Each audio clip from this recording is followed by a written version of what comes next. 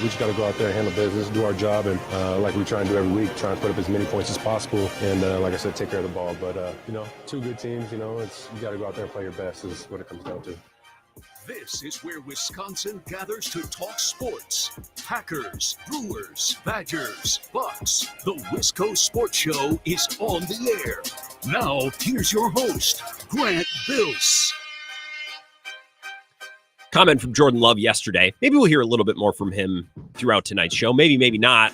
Speaking of hearing from Packers, I saw this tweet from Bill Huber. I'll be honest, I was going to the bathroom before the show, scrolling mid-stream. A nice stream scroll. Who doesn't like that? And I just saw this tweet from Bill Huber, SI. Quote, "What's not to like?" Rich Bisaccia on Brandon McManus. Like, well, I'm sure Rich Bisaccia is amped because he's got a kicker that I think he believes is trustworthy, even though that Anders Carlson was his guy. That's the guy that he wanted. And then that guy wasn't good enough, neither was Greg Joseph, so we got Braden Narvison, and now we got Brandon McManus. So I don't know that Rich Bisaccia can complain too much that they haven't actively tried to address this problem and fix this problem for him. Maybe I would have used a different turn of phrase, and maybe Bill's cherry picking a little bit for the tweet. And if he was, I wouldn't blame him. What's not to like? I don't know. Maybe a certain thing. The reason why he's here is what went on the team plane in Jacksonville.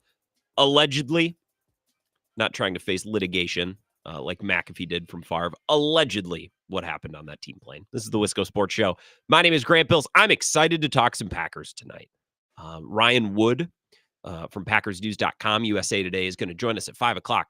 A couple different things that I want to kick around with Ryan. Number one, I want to address this reputation, seemingly, that he's built on Packers Twitter as the guy that doesn't think Jordan Love is good, which I think is really dumb. Jordan Love was a little sloppy and inaccurate with the ball against Philly, and there were reasons. It was week one. It was in South America. The turf was crummy, but he wasn't great in that game. And then in his first game back against the Vikings, he also wasn't great. And Ryan Wood, a couple weeks ago, and I remember seeing the tweet, basically made the points like, yeah, it's not good enough. He hasn't been good enough for the contract that they gave him, for the expectations they have this year to contend. He has not been good enough. And I guess Packers fandom read that as, oh, Ryan Wood doesn't think Jordan Love's any good, which, come on. Jordan Love wasn't good enough in week one. He wasn't good enough against the Vikings. Got off to a slow start, threw some bad interceptions. I don't think Ryan Wood was saying he hasn't been good enough, and I don't think he'll be better. So Ryan Wood's he's built this reputation. Maybe it's going away slowly but surely, but I still see the tweets. So I want to ask him about that. And I also think that Ryan did an awesome job asking a couple specific questions in press conferences with Goody yesterday, with McManus, and he's also just a bang-up reporter who always brings great information about the team. So he's going to join us at 5 o'clock. Lots of time to take your calls. We did a lot of college football the last couple days. We did some more college football last night with Jesse. Jesse was excellent. If you missed that conversation, go back and find the podcast. Jesse was also awesome with Bill earlier today. He joined to start hour number 2. So if you missed that, I would also go check out. I mean, Jesse's been letting it hang this week. Some really, really good Badgers points, some good information that he shared with us. So if you missed that, go find it. But tonight, I'm excited to talk Packers, and I want to take lots of your calls. 608-321-1670 is the number to call and text. Get to your calls after our first break here, and you can watch the live stream and interact with the live stream as well. That's another way to make little comments and chime in. YouTube, Facebook, and Twitter. I'm on Twitter at Wisco Grant. Let's talk about the Packers defense for a couple minutes to begin the show. That's where I want to start. We've had enough time over the last 2 weeks spent talking about Romeo Doubs getting suspended. And we had to talk about this kicker situation. Let's get back to talking football. X's and O's, the trenches, the important stuff, right? Is it just me? Or over the last couple of days, have we all been seeing a lot of really complimentary statistics about a lot of different Packers defensive players? PFF grades, DVOA, those types of things. It's like, well, this player's really great. This player, like I've seen so many times, every time I pop open Twitter the last couple of days, or every time I've popped open The Athletic to read about this, that, or the other thing, I keep seeing, XYZ Packer is the XYZ best at this, or XYZ Packer is getting the best grade at this position. Or I've seen a lot of good things about individual Packers defenders this week. I bookmarked a couple of them, and you've probably seen some of these. Number one, Evan Williams and Xavier McKinney are the number 1 and number 2 graded safeties in the NFL. Small sample, right? They've only played, 6 games now, but still, that's not nothing. 6 games isn't nothing. 6 games isn't 16 games, but I don't think it's unfair to say, hey, that safety duo has been really good, amongst the best in football, right? And Evan Williams grades out really, really well amongst his peers too, other rookies. So not only is Evan Williams grading really well against his peers, but he's also just overall at his position in the league been a really, really highly graded, successful player so far this season. Xavier McKinney as well. And turnovers are a big part of that. 5 interceptions in the first 5 games. I saw this morning when I was waiting for Bill's show to start, and I was kind of bookmarking some stats and digging through Twitter for some things to talk about on the show. The highest graded interior defender in the NFL in week 6 was Carl Brooks. Interesting. Which I think we all had hopes for Carl Brooks. I think we were all excited to maybe see what he could do in year 2. Devontae Wyatt got off to such a strong start, right? And we're like, Carl Brooks kind of took a back seat to what Devontae Wyatt was doing the first couple of weeks. Now Brooks has been playing a little bit, and Wyatt's absence playing a little bit more. He's graded really well. He was the highest graded interior defensive player in the NFL in week 6 with a grade of 93, which I don't know. I don't know what that number means, but I know in the context of the other players at his position, he was best in the NFL this week. Edgerrin Cooper, if you look at his statistics and grades amongst his peers, other rookie linebackers, I should say, first in overall grade, first in overall rush grade, first in sacks, second in stops. He's first, second, or third in just about every individual category that's graded by Pro Football Focus. Right? He's been really good, and he's starting to play more. And I think he'll play more and more.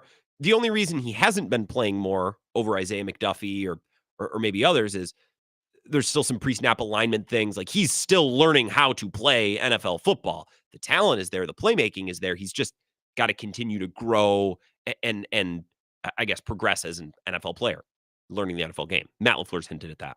If you look at the corner position, Jair Alexander is top 10 in coverage DVOA.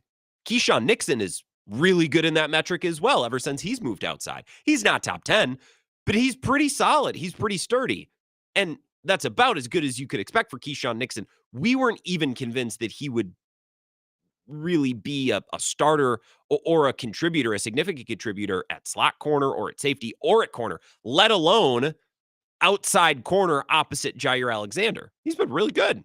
Jair's been really good too when he's been out there, right? So I've just seen all of these statistics. This player's playing really well. This player's playing really well. This player, relative to his position and his peers, playing really well. High grades, ranking really highly amongst others at the position or other rookies. I see so many strong individual stats and grades for so many Packers defensive players.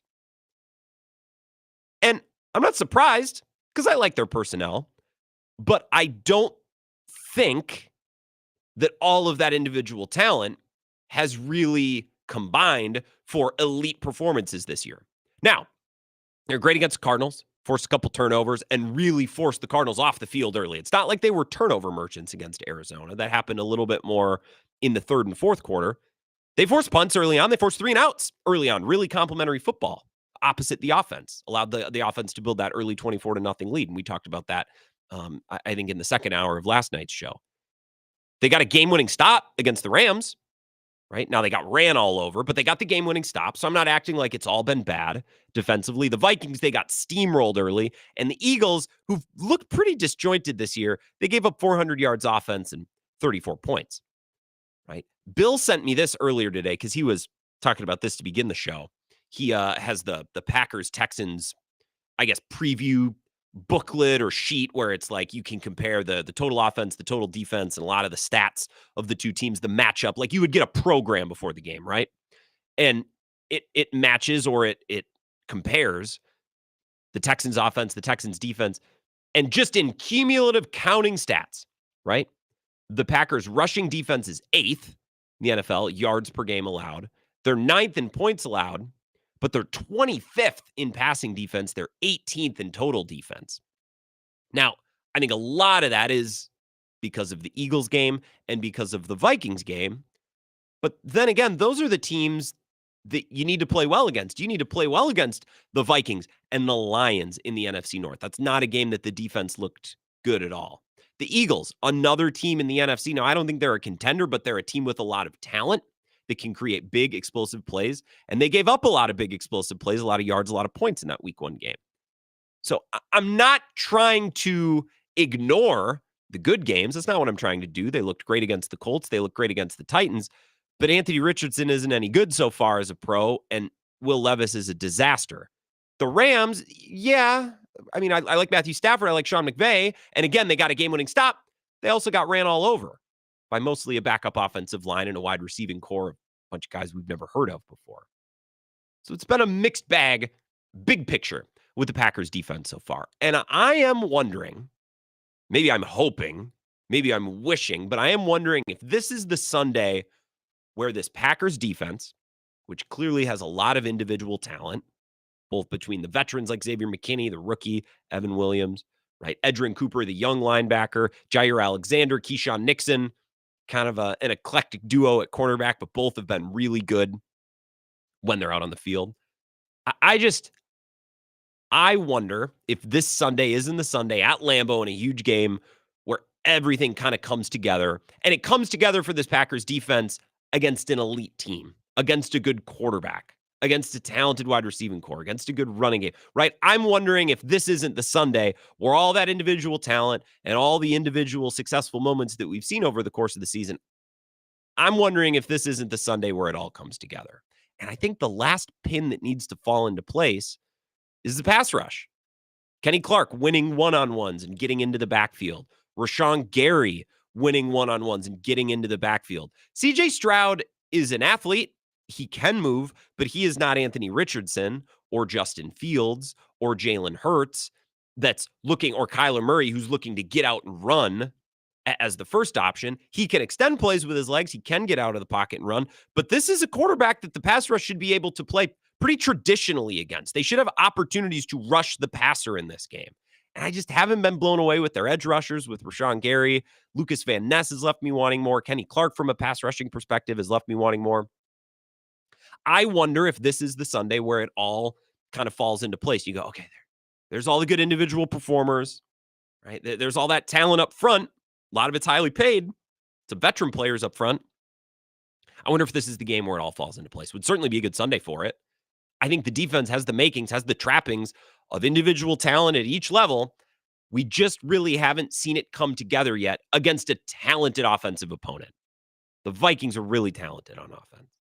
They're well coordinated too, O'Connell. The Eagles, if nothing else, are very talented on offense. Dangerous outside threats, a good tight end, a really good running back, and a strong offensive line, and a quarterback that can get out and run.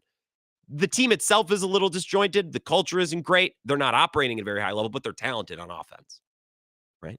This Texans team is talented at wide receiver, in the running game, at quarterback. Bobby Slowick is a good offensive coordinator. I saw Peter Bukowski today tweeting like, well, how good is Bobby Slowick or something along those lines.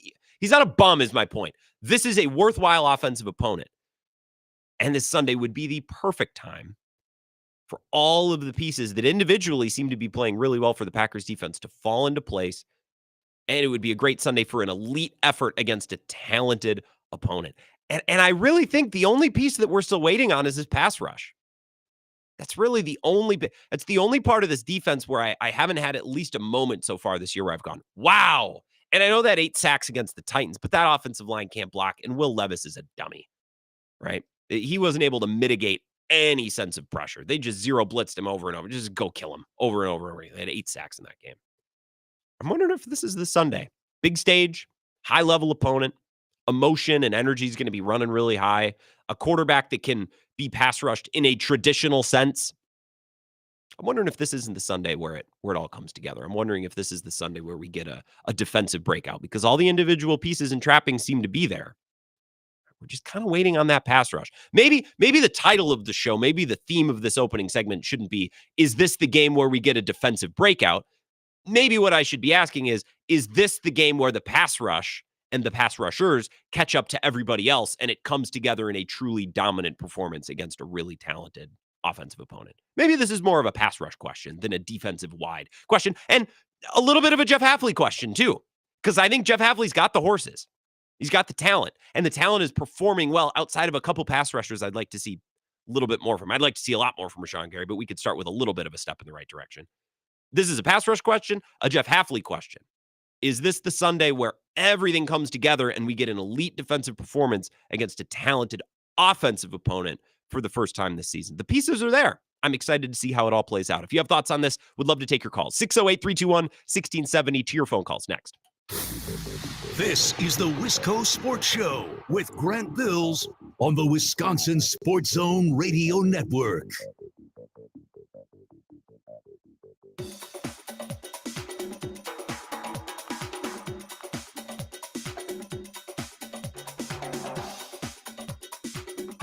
The Wisco Sports Show will resume in 3 minutes.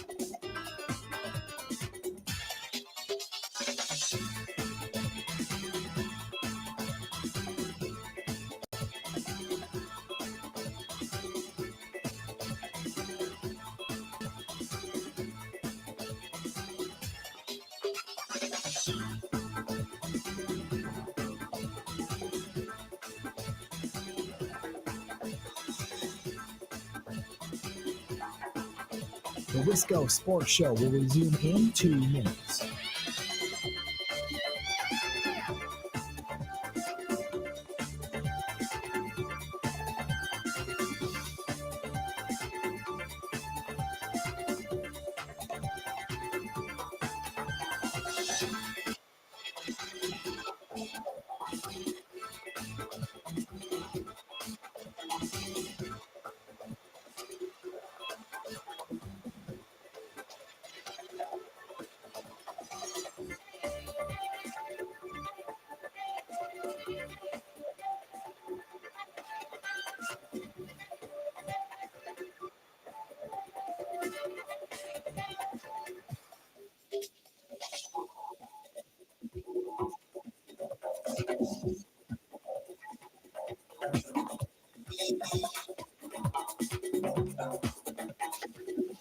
The Wisco Sports Show will resume in 1 minute.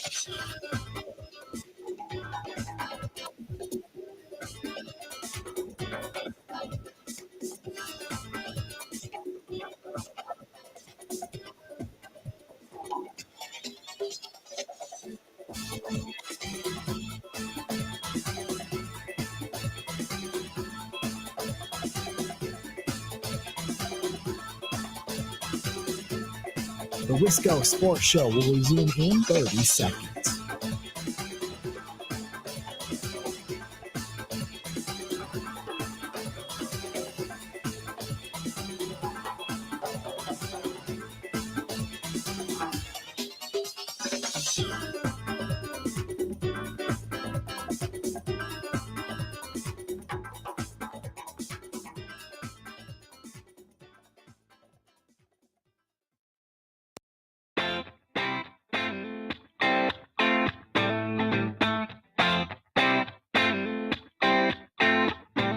It's the Wisco Sports Show. Ryan Wood, PackersNews.com. USA Today is going to join us in about 40 minutes. A lot of things that I want to hash out with Ryan Wood. Always a great guest and a huge game coming up on Sunday. And I am wondering, and I began the show asking this and throwing this out there. Going to get to your calls momentarily. I'm wondering if this isn't the Sunday where all the individual pieces on defense come together because so many of them are performing so well. Every other day, I log onto Twitter and I see a stat. Hey, this Packers defender is grading really high. It's like, man, a lot of talent, really performing well. I'm wondering if this is the Sunday where all of that comes together. The pass rush finally has a game that we've been waiting for. And Jeff Hafley calls a great game. This defense performs at an elite level against an elite offensive opponent. They handled the Colts. They handled the Titans. They held in there against the Rams, made plays when they needed to. And they started strong against the Cardinals, and they rode that to the finish line. The two really talented offenses that they've played, the Eagles and the Vikings, they were shredded early. And I'm wondering, this Sunday against the Texans, is this where we really, really get Jeff Hafley's first signature performance? I hope so. All the pieces are there, and they're going to need it if they want to beat C.J. Stroud and this Texans team. They're very, very, very much a contender. 608-321-1670 to your calls as promised. Wisco Sports Show. Who's this? Denny from home. Hey, Denny. How's it going? How are you doing, man? I'm doing good. Happy McManus Thursday. Happy McManus Thursday. We have an actual kicker. I couldn't have picked a better choice. I'll tell you, man. When I heard McManus, I was like, oh. I mean, I understand the legal. I understand all, but he can kick a football, and he can kick a football in cold weather. Yeah, he can. And he's proven, you know. And about Hafley, I'm still undecided too, because it seems like when the Packers are doing good, then they make a stupid defensive penalty and give them a first down, you know? And it's like the penalties, just when they started to recede last week, all of a sudden the second half they kicked in. They had like 3 penalties right in a row, you know? And it's like, come on, you guys, use your head, you know? They're killing themselves.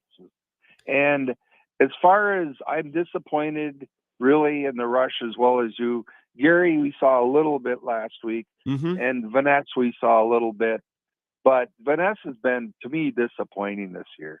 Yeah, so far. I mean, he's young. He's young. He was a toolsy draft pick, a toolsy prospect that was going to take time. I'm far from giving up or making any declarative statements on Van Ness. I hoped, I thought maybe I could see it in my head as a Packers fan through green and gold glasses. Like, maybe, does he just come out and look like a man possessed to start the year? First year was a little bit of a warm-up, finding his way in the NFL. Do we just see it right away? And we haven't. But there's a lot of bodies. There's a lot of talent along this defensive front. Some of it needs to start popping. Carl Brooks played really well last Sunday. Devontae Wyatt was playing really well before he got hurt. Need a little bit more from Kenny Clark, although I think he's trending in the right direction. He's always been a player you could see it coming over the span of a couple weeks. Like, Clark's really starting to fire it up. Hopefully last weekend was the start of something for him. Really, it's Rashawn Gary, Enigbare, Van Ness, and Preston Smith. Need to see these edge rushers start to create a little bit more chaos. Because they get linebacker, especially as Edgerrin Cooper starts to play more. That's a good group. Safeties, tremendous group. Nixon's really found a home at outside corner, and Jair, when healthy, has been great. I think this defense has all the pieces. And Denny, I think you're underselling the Packers defense a little bit. You're complaining. You're a little down on them. I'm not down on this Packers team. It's just the 2 games so far that we've seen them go against a really talented offense, they've gotten pushed around. They've looked outmatched a little bit. So I'm interested to see what this group and what Jeff Hafley has cooked up for C.J. Stroud and company on Sunday. 608-321-1670. Wisco Sports Show. Who's this? Hey, Grant. Hey, Cone. How's it going? I agree with you. I think it's time for this defense to come together, pass rush, all 3 phases. Big players make big plays in big games. And probably the biggest game of the Packers season this week, question mark? I'd say so. So far, yeah, for sure. This is a huge game. Yeah, I mean, the next game's always the biggest. So, going off that mindset, yeah. So, I think it's time for this defense to come together. I think it's time for Rashawn Gary to earn his paycheck. I think it's time for Lucas Van Ness to earn his first-round draft grade. So I like that take. Those guys are on watch this week. They're on watch. And this is a quarterback. C.J. Stroud is an athlete. He can move, but a couple times between Hurts and Richardson and Kyler, it's like, well, they didn't get any sacks, but it's a mobile quarterback and they wanted to keep him in the pocket. Okay. All right. I suppose. Man, CJ, you got to be able to get him on the ground or pressure him. You know what I mean? Like I don't want a quiet day from the pass rush only to hear, well, we were really trying to contain him. It's like, well, you can do a little bit of both. This is a quarterback that, again, and I said this in the first segment, you should be able to apply a traditional pass rush to this guy. Absolutely. It is a young quarterback, first time playing in Lambeau Field. It's true. Let's get some of that Lambeau mystique going. Let's beat down on them, and let's control this game. I mean, if the Packers come out and control this game, maybe not to the extent they did with the Cardinals, but to that level, I mean, ceiling is as high as it could be for this team moving forward. And before I go, I saw that Tony Bennett retired from Virginia, and just got to say, tough day to be in the Fire Greg Gard crowd. Tony Bennett clearly couldn't adapt to NIL, college basketball. I mean, terrible loss last year, worse than the JMU loss, in my opinion. Mm-hmm. So, yeah, just, I love Dick Bennett, but Dick, you raised a soft son. can't compete in NIL. Couldn't be my head coach. I could call Cohen, and I love that you work Greg Gard into this. Forget NIL. Could he play a modern version of basketball? God, what a boring product. And it's one thing if it's boring and you're winning, but I mean, they were on the outside looking in at the tourney. They couldn't sniff a first round or a first 4 win. So I also, when I saw the Tony Bennett news and it was announced about a half hour ago, well, about an hour ago now, about a half hour before the show started, that Tony Bennett would be retiring effective immediately. It's like, well, how can I spin this to hype up our guy, Greg Gard? And I'd say Greg Gard's adapted pretty well with what we've seen from Freitag so far and Freitag. And the way that he's been able to bring in talent and then replace talent when that talent departs. I think Greg Gard's doing pretty darn good. Better than I think Bennett was at Virginia. Now, he's a national champ, so you tip your cap there. But 608-321-1670, Wisco Sports Show. Who's this? Hey, you got the tone roller here, Hey, back to back. I like that. Tony in Texas, what's up? All right. First of all, you got to tell Ryan Wood the Mets suck. Second of all, I think Cohn is having some PTSD from the Bucks signing Justice Winslow. You want to comment on that? The Bucks signed Justice Winslow today? Yeah, what a joke. Did they really? Hold on. Yeah, 10-day contract. Oh, okay. I suppose. Oh, and then the Duke Connect. See, that took time. Sorry. I'm a little behind. I was doing something right up until like 3:30. Yeah, the Bucks agreed to an Exhibit 10 deal with Justice Winslow, 8 points, 5 rebounds, and 8 NBA seasons. Yeah. That's right. Oh, great. Yeah. Sorry, I missed that, everybody. I let you down.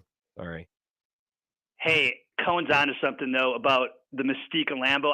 D'Amico Ryans is making a tactical error. Just like Murray last week, they were talking about the mystique of Lambeau. If I'm playing the Packers and I don't go to Lambeau that often, I'm not talking about the mystique of Lambeau. I'm not talking about all their good teams they've had. I'm going in there and I'm trying to beat the Packers. D'Amico Ryans and now Stroud, they're talking about how exciting it's going to be there and all the great games that have been there. I wouldn't do that if I was Grant. I wouldn't do that. I think they're setting themselves up. I think you're right. I think the Packers are going to kick the Texans' ass. Oh God, that'd be pretty great if that happened. I mean, think of the takes. Think of the way that we're going to be able to puff out our chest if the Packers, whatever a blowout is. But if they get a commanding victory that gives us a lot of confidence, like especially because C.J. Stroud, Jordan Love often compared to each other, right? Bobby Slowick, offensive mind, young offensive mind. So you could compare him and Matt LaFleur a little bit, and that's why I think it starts with the pass rush. Honestly, if they can get to C.J. Stroud early, make him uncomfortable early, and that's kind of been the one piece of this defense that's been missing. And I weirdly think it's the piece that needs to fall into place if they're going to win on Sunday. Yeah, and I've talked to your guy, Bill Michaels, about this. They need to improve the pass rush, and we said that in the offseason.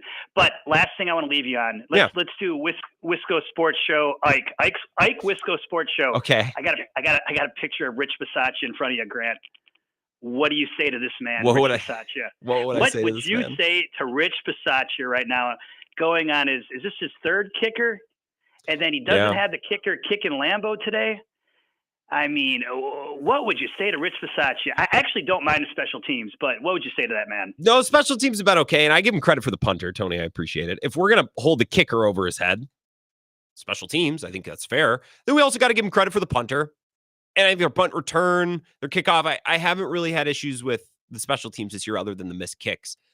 What would I say to Rich Bisaccia? What would you say to this man? I would say maybe don't say the phrase, what's not to like, when asked about the acquisition of Brandon McManus. Maybe I'd start there. Just again, press conferences are not hard. I say this all the time. You're not under oath. You're not contractually obligated to say anything. You just got to go up to the podium. And it's not to say that they can stand there silently, but like coaches and players step in it in press conferences way more often than they should. It's not really that hard. And I wasn't aware that D'Amico Ryans and CJ Stroud and everybody was getting all fired up and singing the praises of Lambeau Field. So I'm going to play a clip here. And sorry, if you're watching on the live stream, you won't be able to hear this just because of the way the board is set up. But for our radio audience, this is from Chancellor Johnson, who used to cover the Packers in Green Bay. Now he's at KRPC in Houston. He's going to be on with Bill tomorrow at 10:30. So this is his clip on Twitter if you want to go watch it. But this is D'Amico Ryans talking about the Lambeau mystique. Listen up.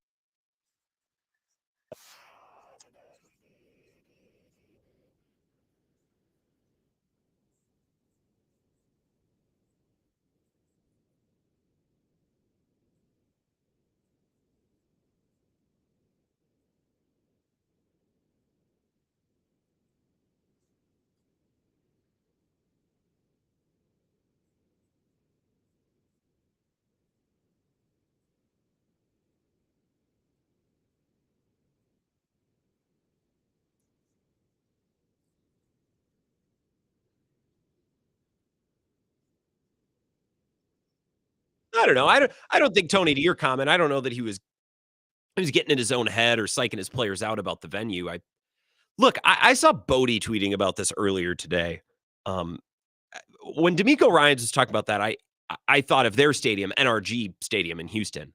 What a drab, lifeless. I mean, it's a different variant of the Metrodome. Football stadiums with character are going the way of the Dodo. And it's not to say that the football stadiums that are being built today aren't nice. Like SoFi is beautiful. Alliance Stadium in Vegas, I was down on the field last year. It's beautiful, where they had the Super Bowls. Beautiful stadium, beautiful venue. Jerry World I guess it's in Arlington technically, right? And Tony, you would be more familiar with, what's Arlington, what's Dallas, what's Fort Worth, all that stuff. I don't know. But down there in Cowboys country, right? Like the Mercedes-Benz Superdome in Atlanta, Superdome, the Mercedes-Benz Dome in Houston, Atlanta, right? The Falcon Stadium. These are brilliant, modern stadiums. They all feel the same. They all feel the same. They all look the same on TV. And that's why Vikings fans, I've said this countless times now, that's why I actually tip my cap to US Bank, is because when they built that thing, they found a way to build a 4 seasons venue that could be used for more than just football. But when I watch it on TV, it's like, oh yeah, that's the Vikings stadium. It feels like there's character. It feels like there's personality. It feels like there's aura, right? All that stuff that you get when you watch a game at Lambeau or Seattle, right? The outdoor, it's got a different feel. Like some stadiums are venues. Some stadiums are theaters. I say that about Lambeau a lot. It's a theater. When a game is there, it just feels, there's more life to it. Arrowhead is the same way, especially late in the season when it's colder and you see the player's breath under the lights. NRG Stadium in Houston, it's just a big marshmallow. It's just a big dome. There's no character there. You're playing under fluorescent lights. Feels the same whether it's a day game or a night game. It's just, I don't know. So I'm glad that D'Amico Ryans appreciates it, because stadiums like Lambeau are becoming fewer and farther between. So I'm glad that he appreciates it. I don't think he was getting psyched out, but maybe the players get something in their head. And to the point that I was making earlier, if the pass rush can get after them early on and put them on their heels and make them uncomfortable and really get the Lambeau crowd into it, could absolutely be a part of this game. But I think the number one, the more that we talk about it, the show's been going for 34 minutes now, the more that I talk about this game, I think the hinge, the key turning point of this game is the pass rush.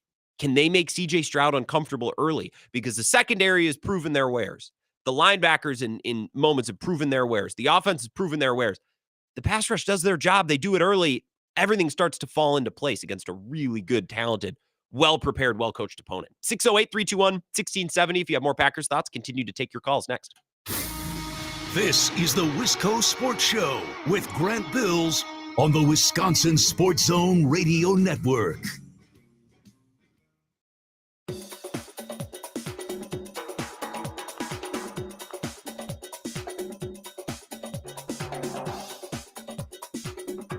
The Wisco Sports Show will resume in 5 minutes.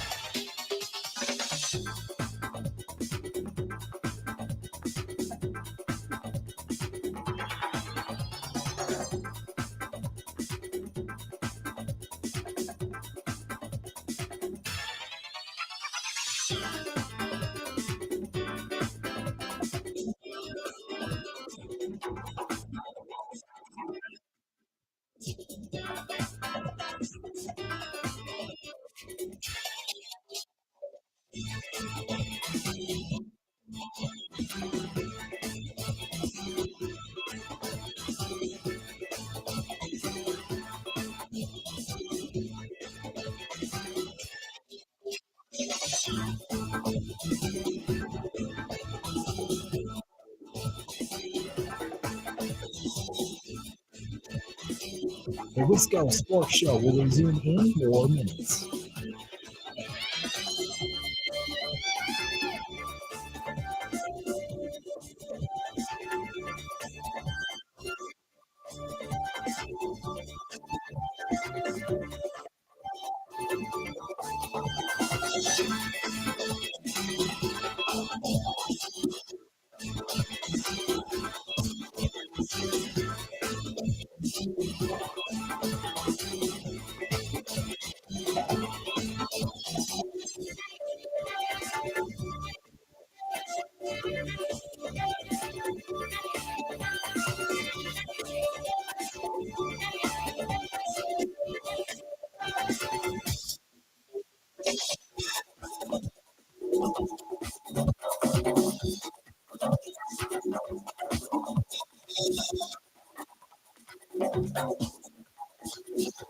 Wisco Sports Show will resume in 3 minutes.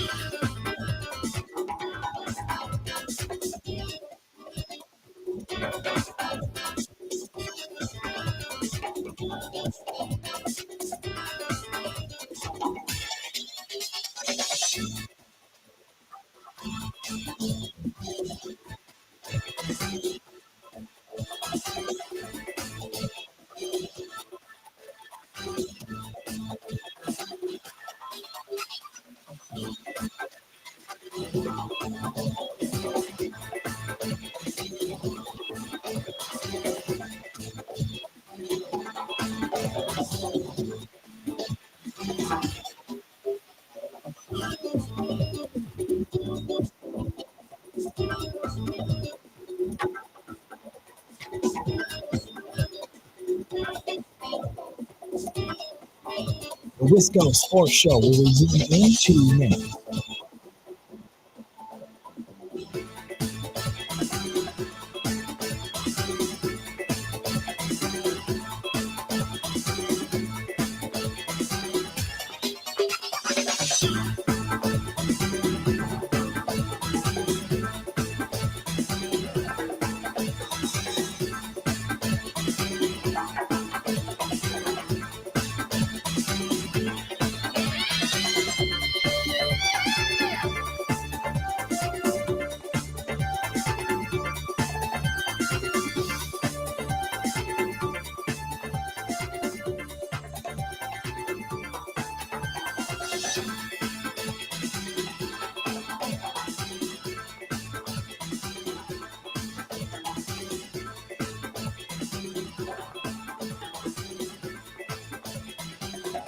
The Wisco Sports Show will resume in 1 minute.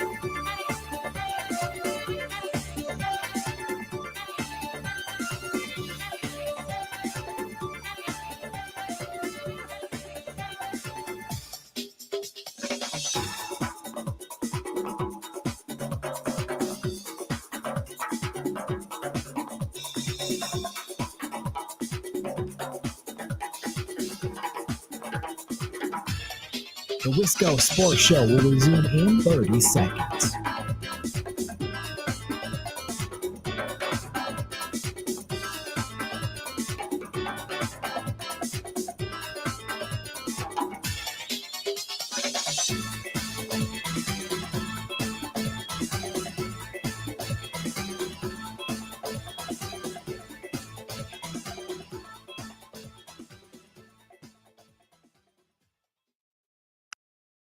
Just a real good quarterback, real poised, know how to utilize his weapons, use everybody good. That's about all I can say. Real good quarterback. Taking the ball away, we winning.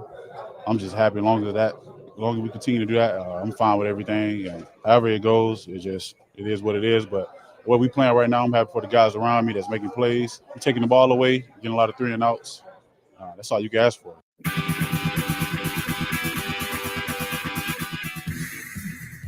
That's Quay Walker yesterday when talking about CJ Stroud.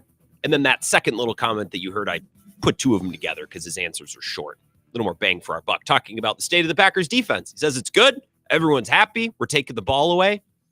They need to crank it up just a little bit more on Sunday. And I think it's going to be on the pass rush. And look, I know historically that I've been skeptical of Rashawn Gary.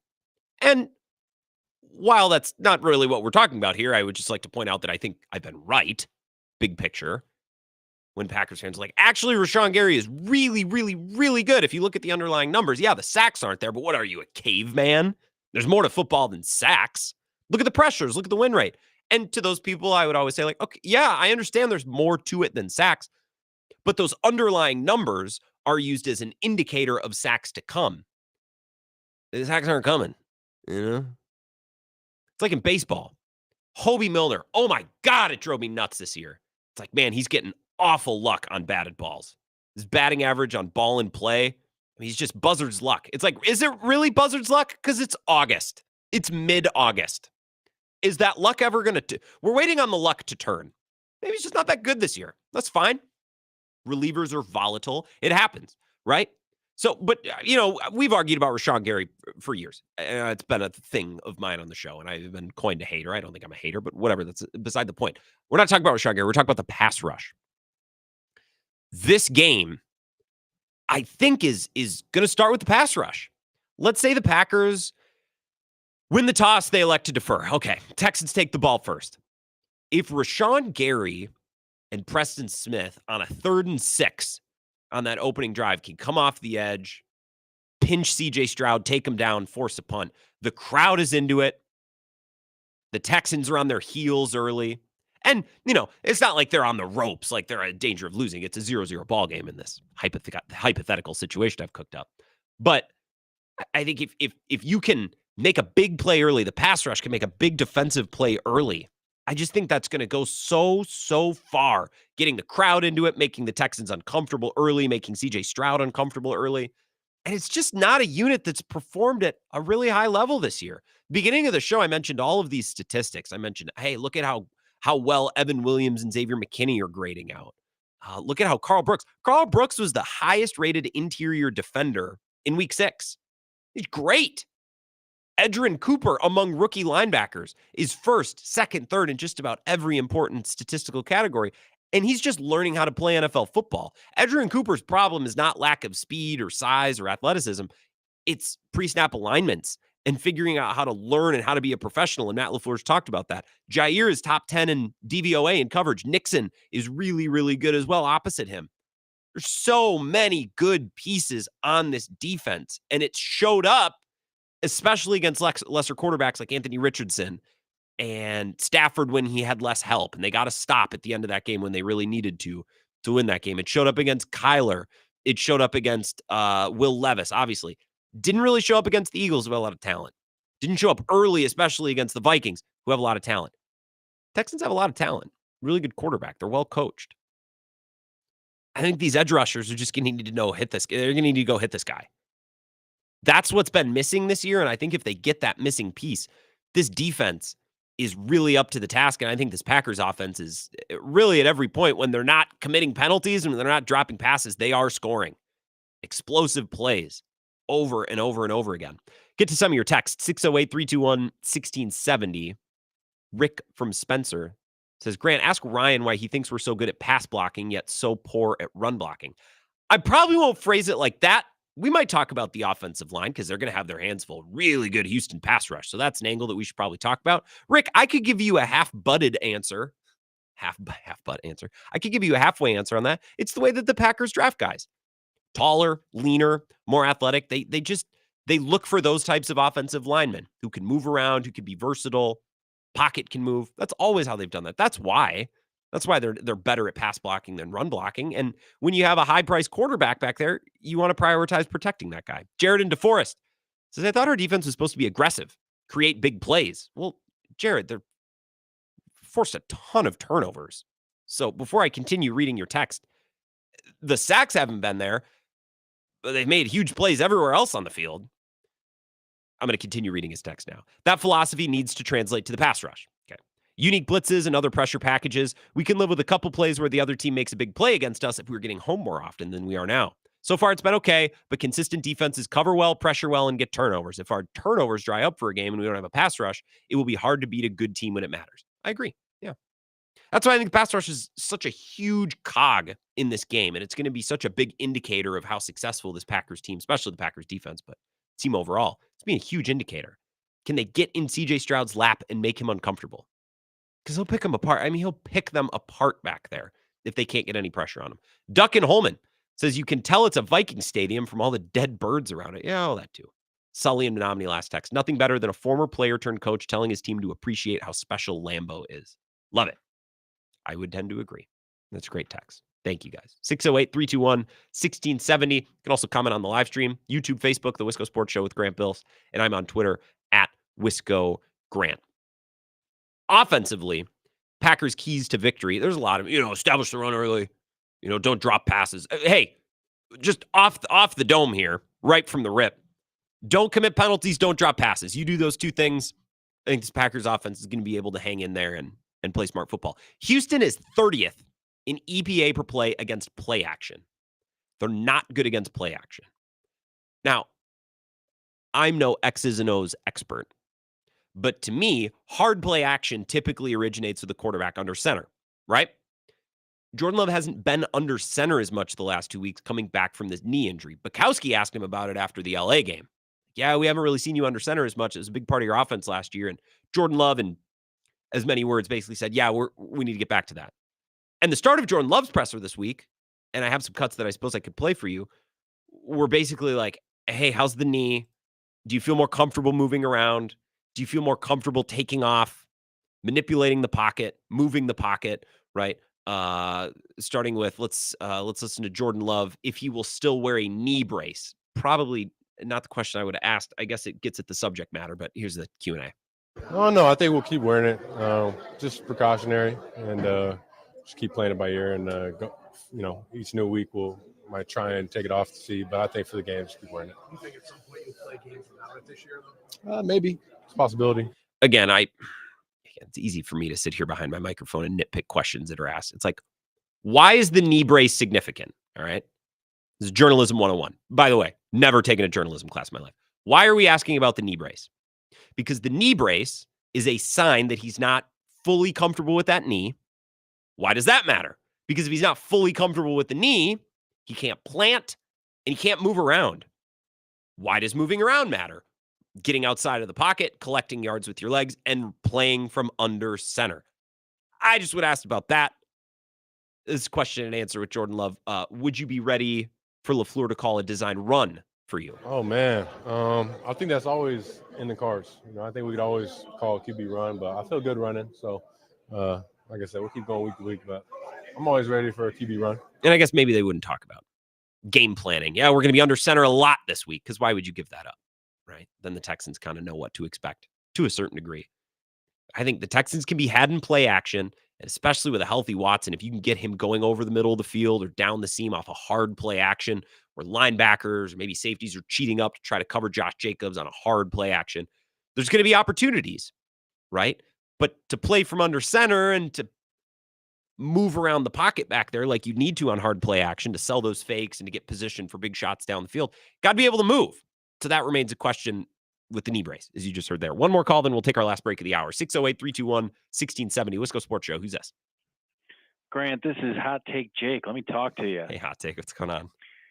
Hey, I like you bringing up the knee brace thing. I think it's kind of cool. Like, it's almost forcing him into a different game, which might be good for like the long-term development of Jordan Love. Because we got to remember, we're not looking at a finished product here. Mm-hmm.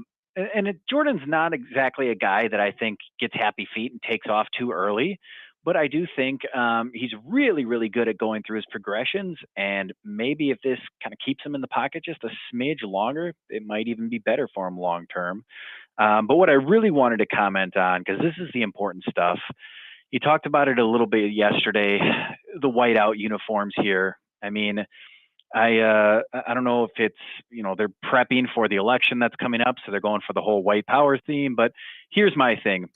Green Bay, they've always had like objectively ugly uniforms. Now, I know Packers fans get really mad when I say that, but like it's true. It's a bad color combo. It looks like really just blocky and just off-putting. So like I think the thing with the whiteout uniforms is it's hilarious because you could have either put the yellow stripe on the helmet or take the yellow stripe off the helmet and take the yellow stripe off the sleeves. And Green Bay did neither of those things. So it's just like, it's right on brand for them. The uniforms should be ugly because they always have been. And that's my biggest point. I don't think anybody's mad. It's just kind of like, it's kind of stupid. So you don't like the white jerseys. Let me just cut through your sarcastic commentary. You don't like the white jerseys. I don't like any of their uniforms objectively, but I love that they have always had ugly uniforms. Okay, well, I need to parse that out. I'm going to set the election comment to the side. I don't think the Packers have ugly uniforms. I think they're really good looking. Now, one could say the Browns have ugly uniforms. I don't think the Packers have ugly uniforms. Green and gold. Is that an offensive color scheme to the eye? I don't think so. What I don't get about the white uniforms, this is like Packers fans are reacting to these white uniforms. By the way, they're technically the winter warning uniforms presented by American Family Insurance. What's so annoying about these winter warning uniforms presented by American Family Insurance is Packers fans are acting like this is the first time an NFL team has ever worn a jersey different from their main jerseys. This happens to every team every single year. The Packers have worn their Acme Packer jerseys. And you know what people said about those? They didn't like those either. Not because they weren't historical, which if there's any organization in the league that should lean on its history, it should be the Packers. It's because they were ugly. Okay, well, now they're wearing a different uniform that's white. It's different, but it's not brown. It's not crap brown and piss yellow. It's white. Hence the name Winter Warning, presented by American Family Insurance. I don't know. Does everyone turn into a graphic designer all of a sudden? Jake, you're talking about, well, they could have kept the yellow stripe. What do you work in fashion? They're going to wear them once. It'll be kind of a cool thing. Maybe it would have made sense if they wore them later on in the year, but they wanted them for a big matchup against the Texans. None of this is a big deal. We're treating this like it's the first time that any team has ever worn a jersey other than their main ones. It's like we're discovering fire here. They're just white uniforms. Excuse me, winter warning uniforms presented by American Family Insurance. 3 minutes, we'll come back, wrap up hour number 1 of the Wisco Sports Show next. This is the Wisco Sports Show with Grant Bills on the Wisconsin Sports Zone Radio Network.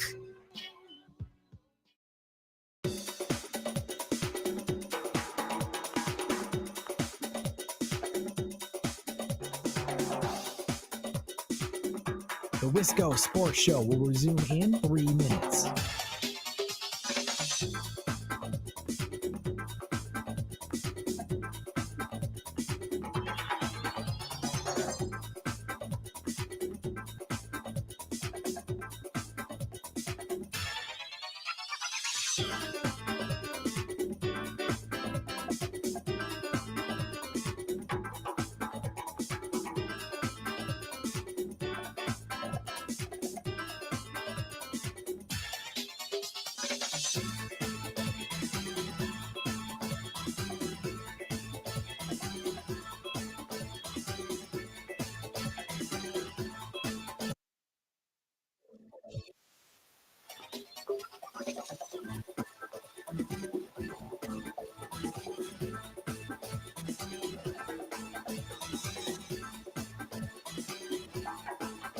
The Wisco Sports Show will resume in 2 minutes.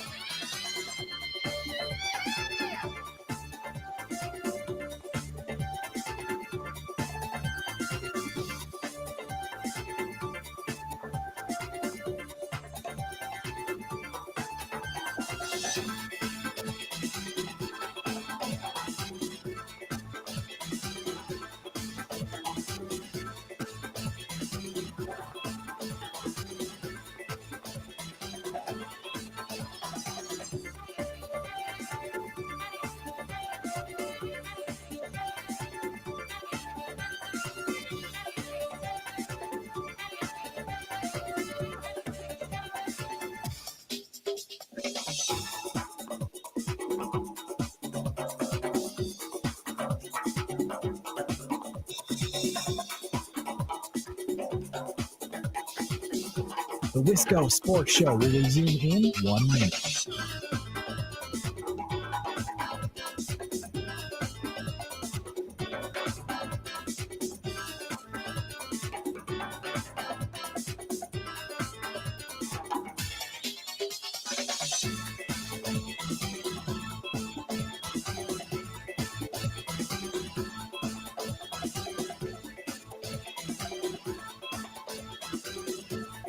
The Wisco Sports Show will resume in 30 seconds.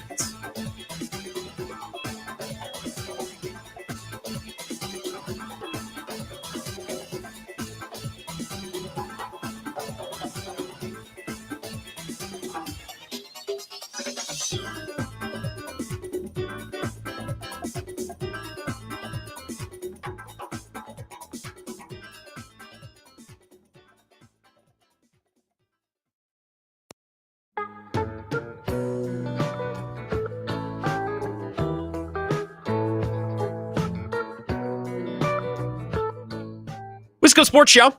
If you want to continue to talk Packers, I will take your calls. We'll get back to the phones around 5:15, 5:20. You can still text 608-321-1670. It's just that when we come back after Zach Heilprin's update to begin hour number 2 of the show, we're going to have Ryan Wood here, PackersNews.com, USA Today. And Ryan's got a little bit of a rep online for reasons I don't understand as a guy who doesn't like Jordan Love. So I want to talk to him about that first and foremost. But then he did some really good question asking yesterday with Brandon McManus getting to town. So we'll get the latest on that and get his thoughts on what's probably one of the most intriguing NFL matchups so far this year. And I know Lions and Vikings play this Sunday, but they're going to play again, right? Packers, Texans. And I don't know how this works now with the expanded scheduling, but historically that's a team that they play each other once every 4 years, right? And now that they've added some more games, I think there are more floating opportunities for certain teams to match up. So maybe that's changed, and I have to admit ignorance on that. I'm not 100% sure how that works, but for example, the Lions will play at US Bank every year. The Vikings will play at Ford Field every year.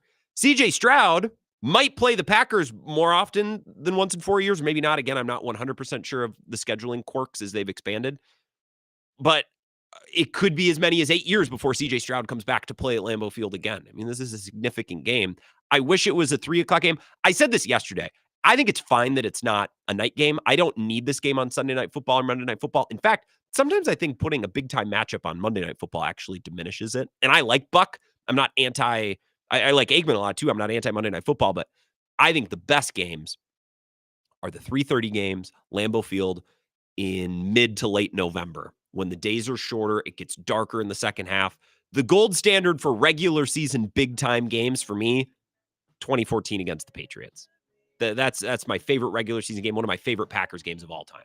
That's my point of reference. That was the setting. CBS, but 3:30, not noon. Late November, not mid-October. Ryan Wood, PackersNews.com. He'll join the show next.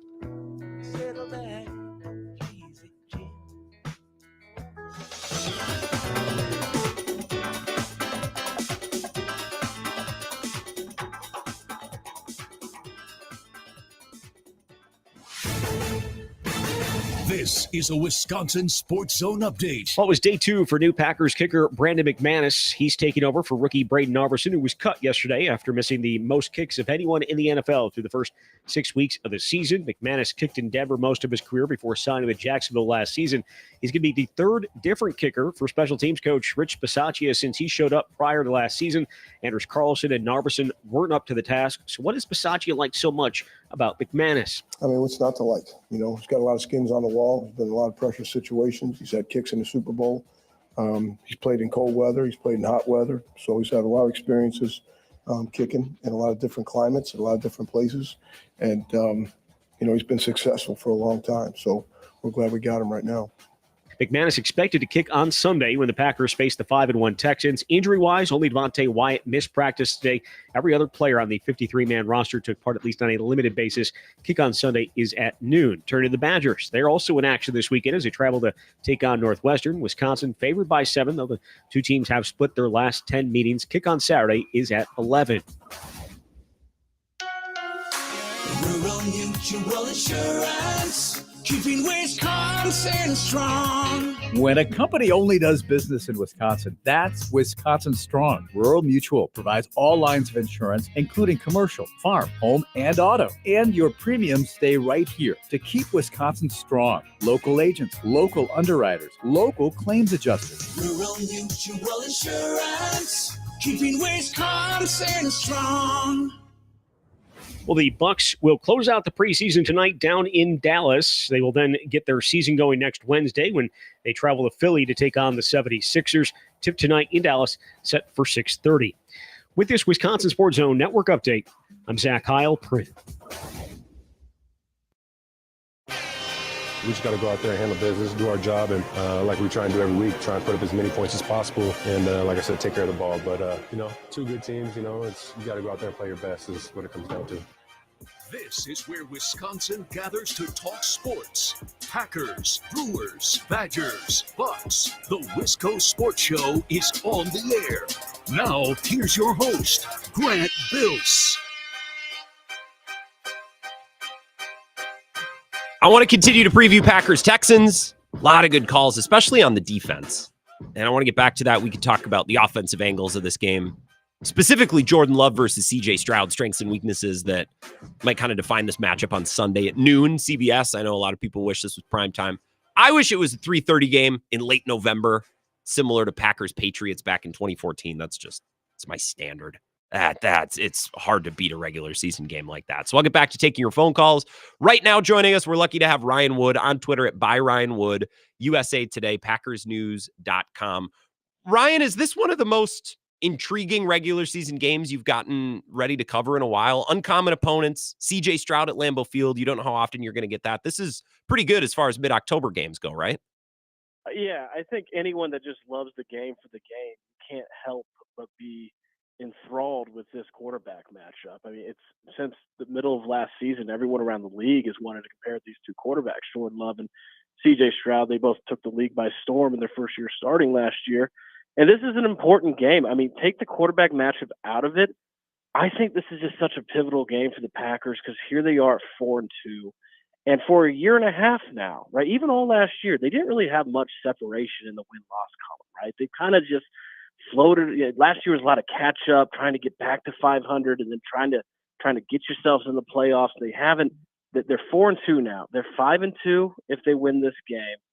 They go down to Jacksonville after this. That looks like 6-2 because the Jaguars are awful. They're just a terrible football team. You start to build that momentum, but you got to win this game because the difference between 5-2 going to Jacksonville and 4-3, it's pretty significant. So getting this win, to me, it's just so pivotal in this early part of the season. Yeah, it would be pivotal no matter the opponent, right? The opponent aside, at 4-2 in this division, in this conference, right? The difference between being 5-2 and 4-3 and creating separation, that's not something that I thought about going all the way back to last year. You're absolutely right. The quarterbacks are a big part of this. I wanted to ask you, just kind of big picture, how you evaluate Jordan Love's season so far, Ryan, because maybe you've seen this, maybe you haven't. You, for whatever reason, have built this reputation on Packers Twitter that you're the beat reporter that doubts Jordan Love and you're the guy that doesn't like Jordan Love, when I think it just stems from you saying Jordan Love's first two starts were clunky and not very good and he needed to be a little bit better. And, from my untrained eye, and I'm not in the building, I think he's taken steps every week since coming back against the Vikings.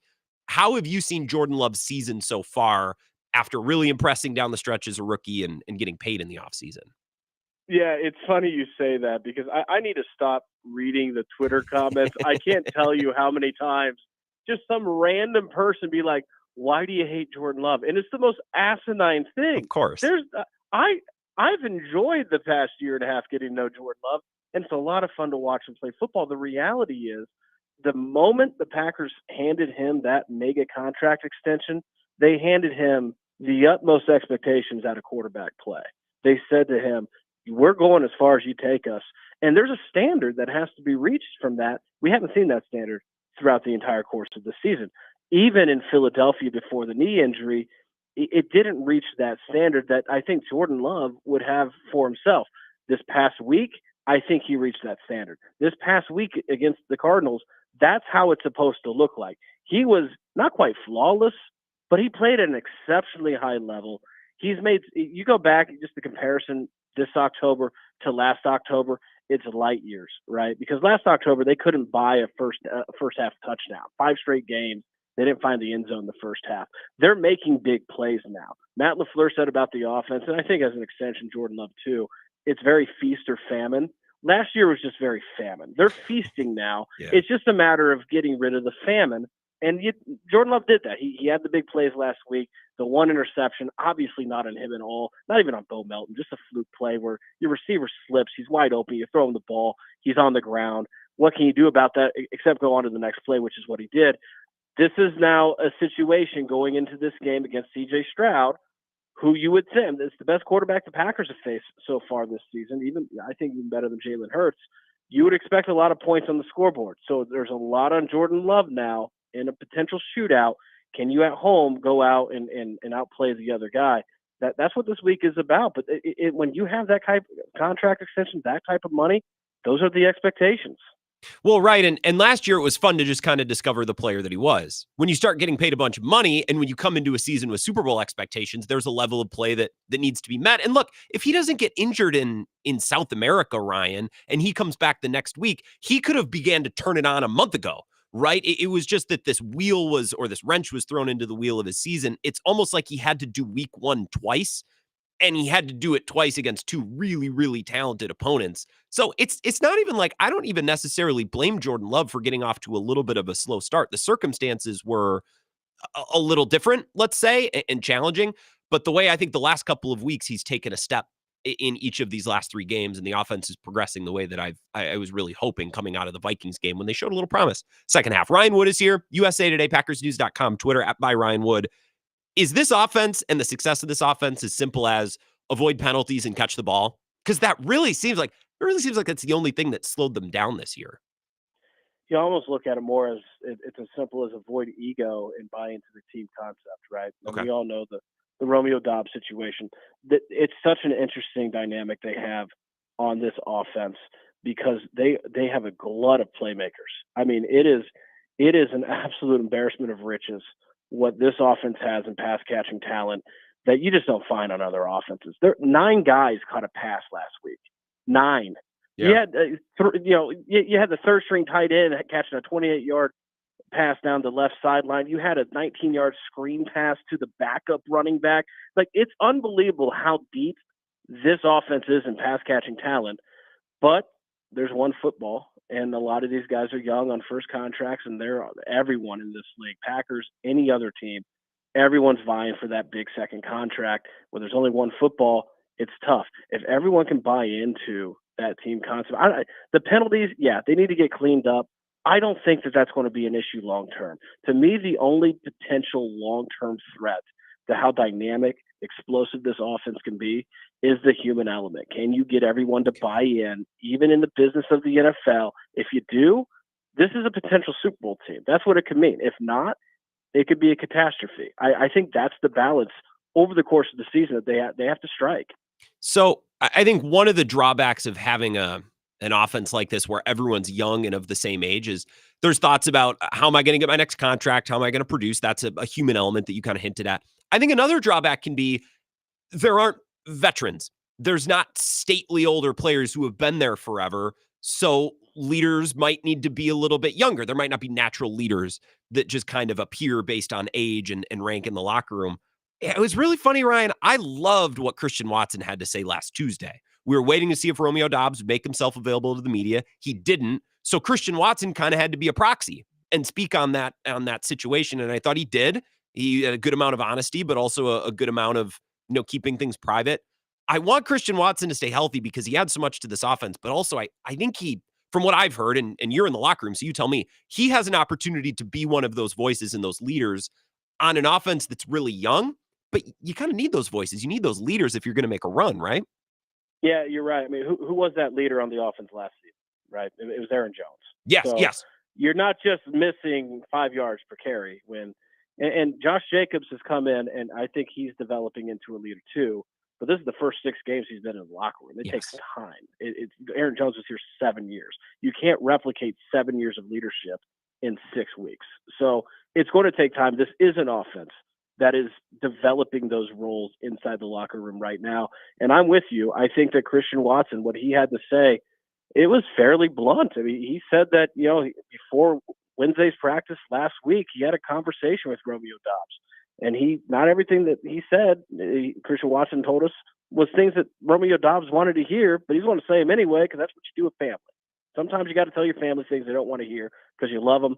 And loving someone's not always being a yes person. Sometimes you got to have some hard truths. And there were some hard truths there. That's leadership, And yes, he's got to stay healthy because it's tough to lead from the sideline. Mm-hmm. But he's been able to do that. He had a quick recovery from that ankle, what looked like a gruesome ankle injury.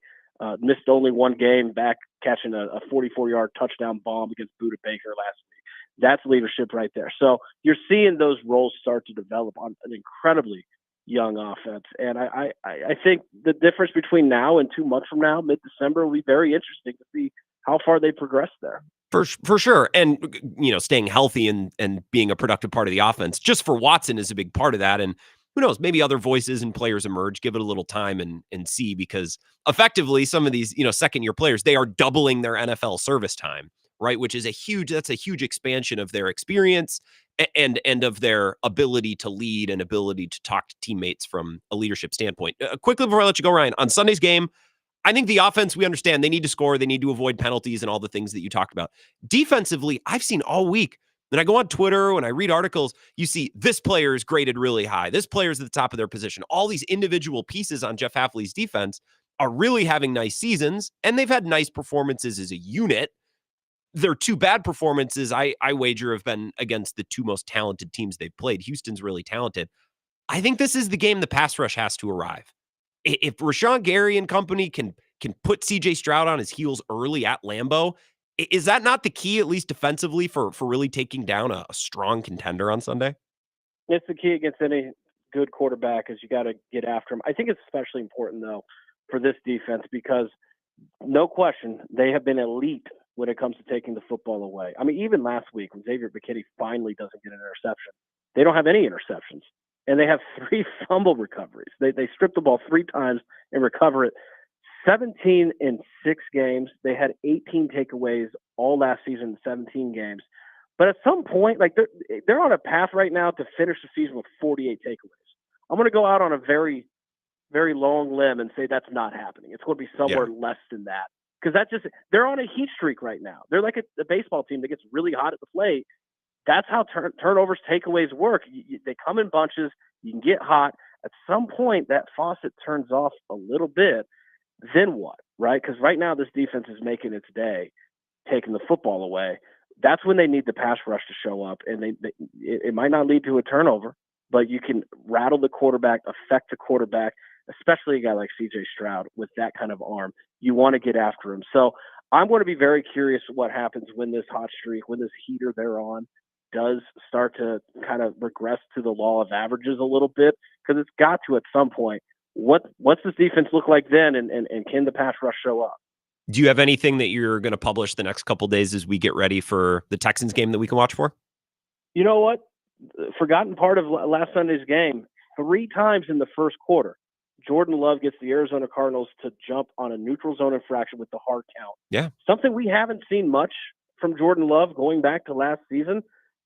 3 in 1 quarter, it gets you to think, okay, is he starting to catch up? Because he had a chance to learn from the best to ever use the hard count, Aaron Rodgers. Talked to a lot of guys in the locker room about that. Really interesting story, because we haven't seen it much yet. None of those 3, by the way, resulted in a free play. They want to get some free plays off this improved Jordan Love hard count. I think especially against the Houston Texans defense, very good pass rush. They're right now tied for 5th in the league rushing the passer in sacks.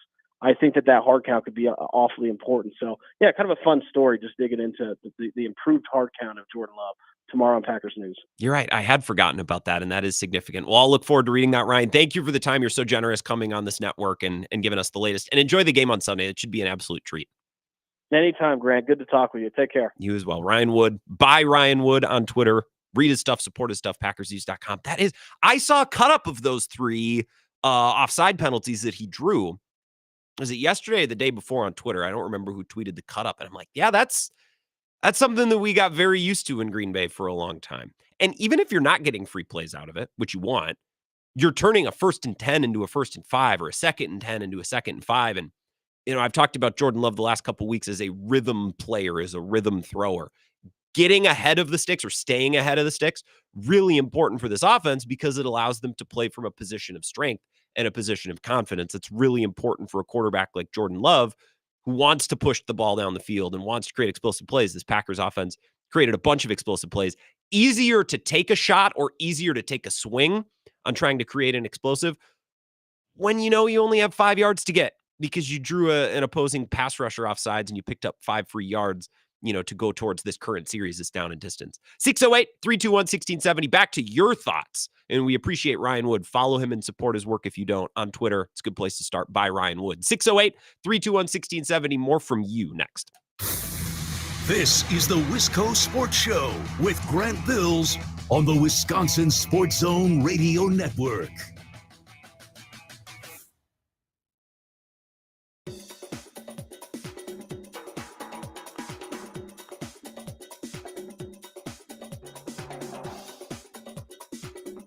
The Wisco Sports Show will resume in 3 minutes.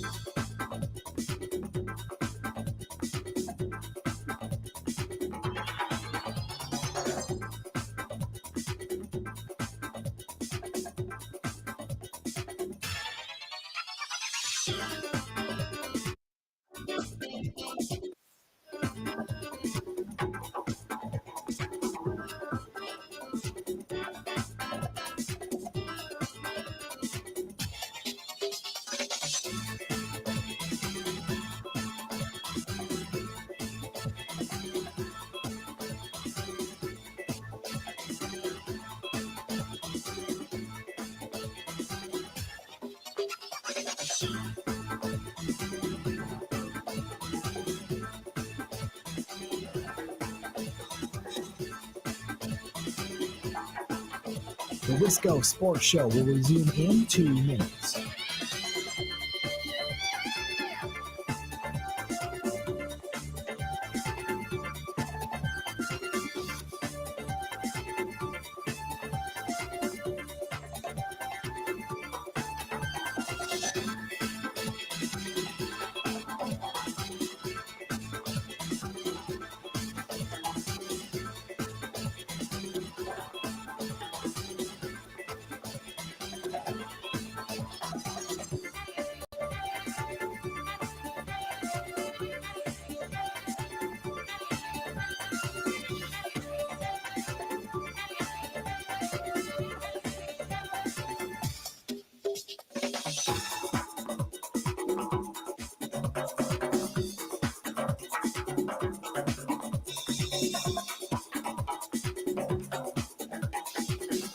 The Wisco Sports Show will resume in 1 minute.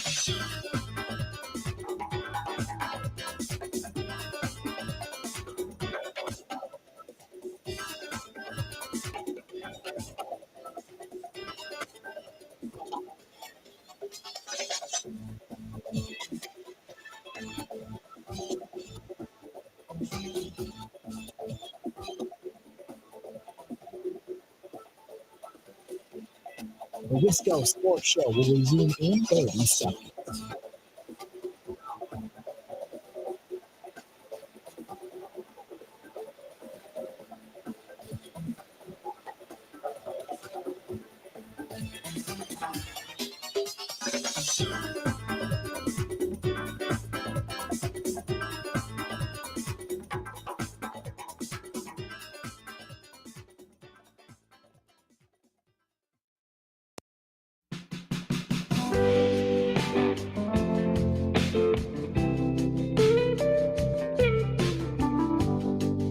It's the Wisco Sports Show. Appreciate Ryan Wood. Tip of the cap to that guy. Packers News, USA Today. Story about Jordan Love's hard count, something that we saw show up against the Texans last weekend. Excited to read that, whether it's out tomorrow. I'd imagine it's out tomorrow, but if it's out Saturday, I'll find it. I'll read it. Looking forward to it. And follow him on Twitter, please. Give him a little bump for coming on the show. By Ryan Wood. Would love to take your calls. 608-321-1670. Empty phone line, so you won't have to wait very long. If you want to get in, Coyote Mike says, nice job with Ryan Wood. Well, you know what? Thank you, Coyote Mike. You know what? I thought that was a pretty banging interview. He had some good information there. And while that is 99% Ryan, there's, not wrong. 1% of it is asking good questions. You're going to hear a little bit from Tucker Kraft in a couple minutes. He's just become such a big part of this Packers offense. And I think we hit the nail on the head before the season when we're doing the mental math of all the roles of the offensive players. It's like, okay, so Luke Musgrave and Christian Watson, they're taking the top off the defense. Romeo Doubs is finding empty space. Dontavian Wicks is winning at the line. Jaden Reed is doing a little bit of everything. The defense is scattered all over the place. Deep, left, right. Oh, what's this?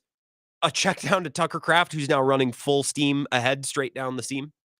And all the defenders didn't see him. They all had their backs to him, and now they're turning, and now they got to bring him down in the open field. And we've seen that come to fruition this year, specifically against the Rams. A little bit of a quieter game against the Cardinals on Sunday, but he's been an absolute player who's played a role and contributed and succeeded in a way that was kind of easy to see. We were kind of all over this before the season started. And that's not to pat us on the back, but that's just to say, like, yeah, it makes sense. With all of the wide receivers doing their things, there's this perfect opportunity for Tucker Kraft to just get the ball and go wreck stuff And he's done that. 608-321-1670, Wisco Sports Show. Who's this? Hey, Grand Piano Man Hal here. Hey, what's going on?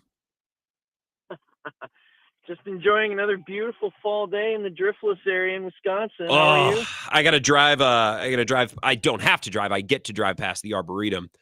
Beautiful, beautiful colors along the highway. And I don't know if you all noticed, speaking of fall weather right now, when you step outside of your house or when you step out of work after a long day and you take a deep breath of air, there's a very distinct smell. It smells like deer hunting.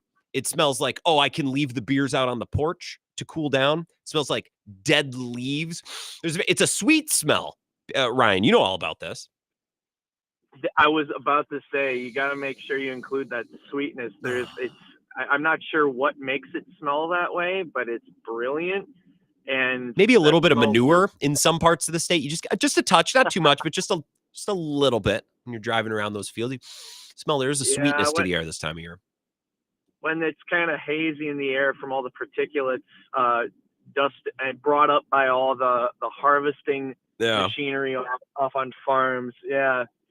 Speaking of farms and rural areas, how about your Tucker Craft from 500-person big Timberlake, South Dakota, if I'm not mistaken. Timberlake.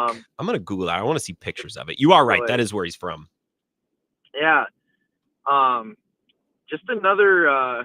He's just another example of so many it should put to rest this whole narrative or any questions about Brian Gutekunst as a general manager. He is just built a core of probably, I'm guessing, at least 20 young players that have just absolutely given this team exactly what it needs to contend, and not only contend, but with money to spare, because most of this talent is cheap on rookie deals.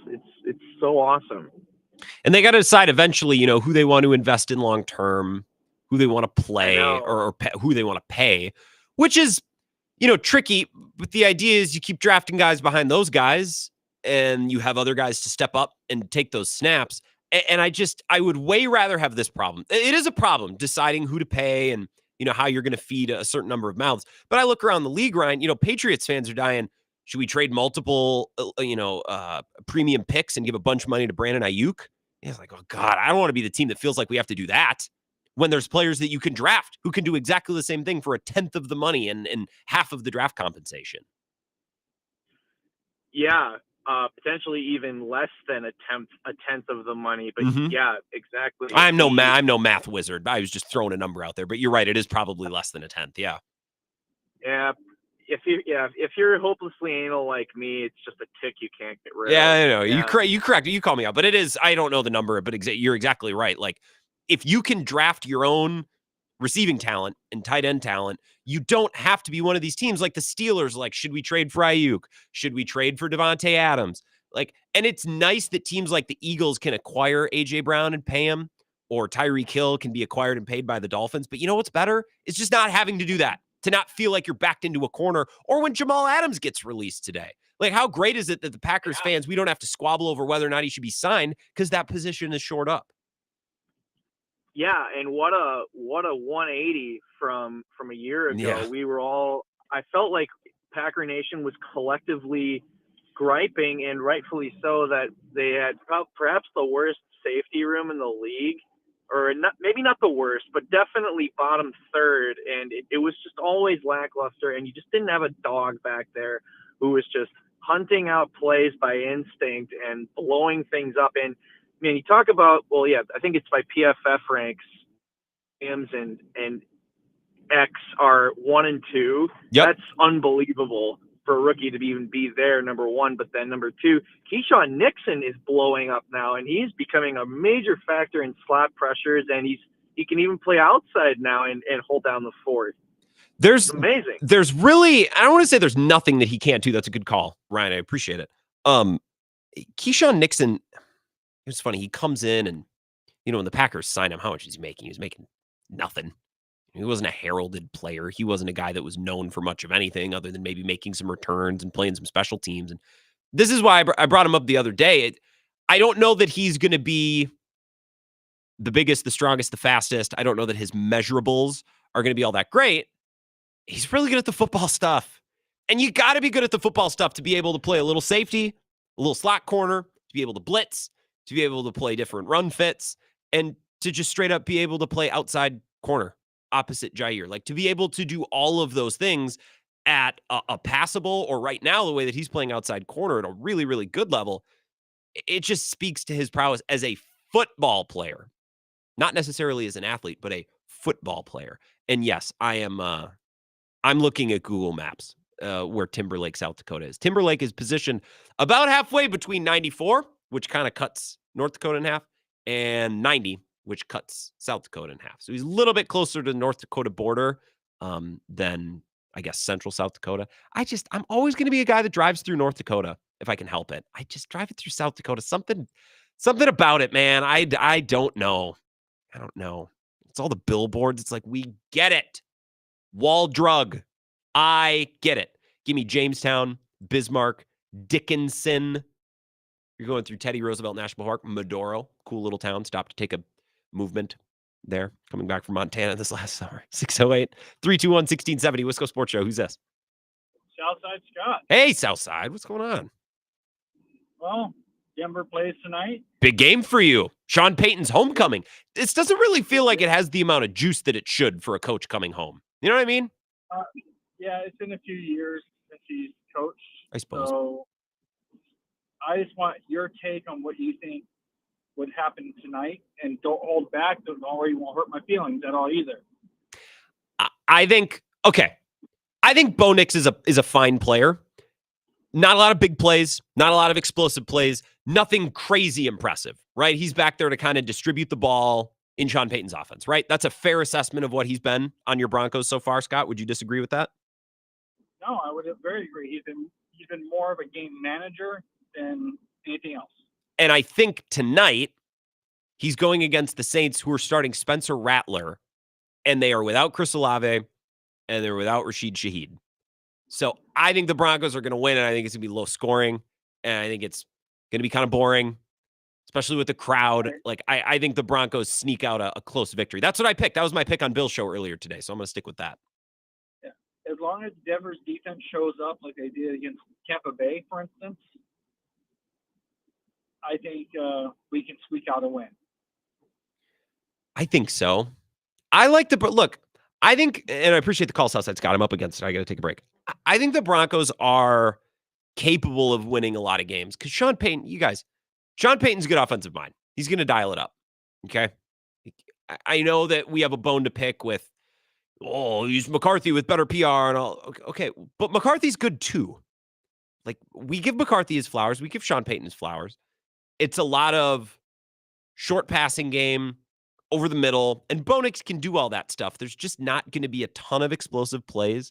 It's not going to be sexy, and Bo Nix is definitely not going to have crazy impressive stat lines. It's definitely not.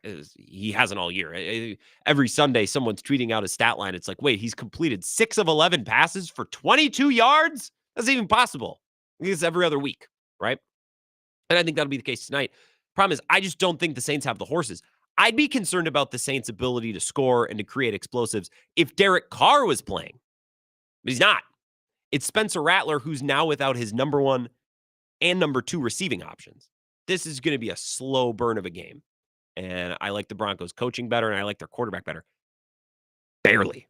The Broncos like 17-15 or something dumb and something ugly and stupid like that. Al Michaels is going to be miserable tonight. We can just get out ahead of that right now. Let's take a 5-minute break. We'll come back. We're going to hear a little bit from Tucker Kraft, the pride of Timberlake, South Dakota, and a really big part of what the Packers have done offensively so far this season. So we'll hear a little bit from him. I'll continue to take your calls as well if you have thoughts. Give them to me, 608-321-1670. This is the Wisco Sports Show with Grant Bills on the Wisconsin Sports Zone Radio Network.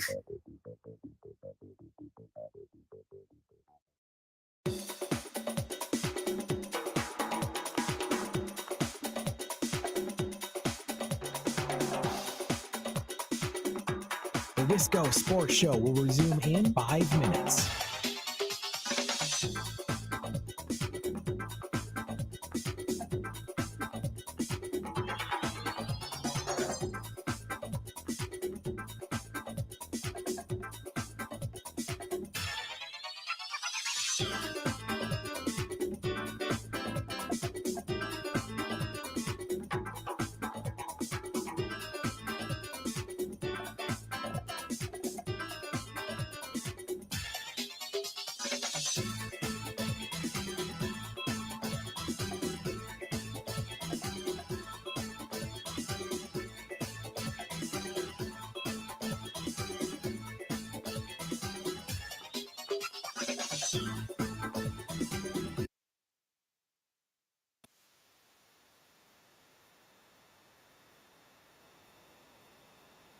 Our sports show will resume in 4 minutes.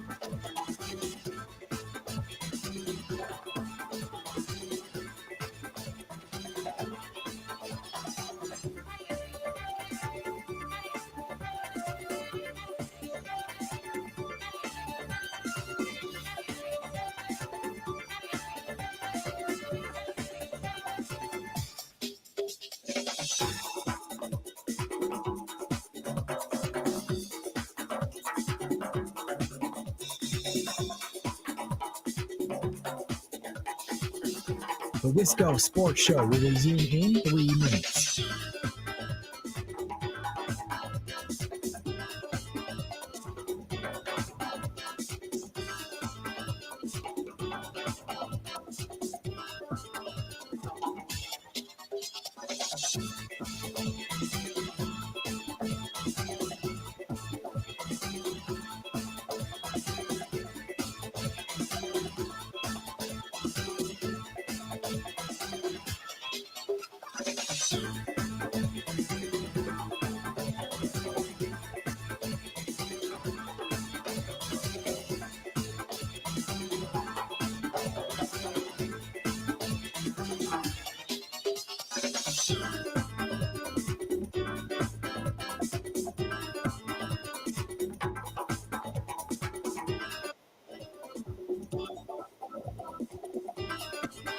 The Wisco Sports Show will resume in 2 minutes.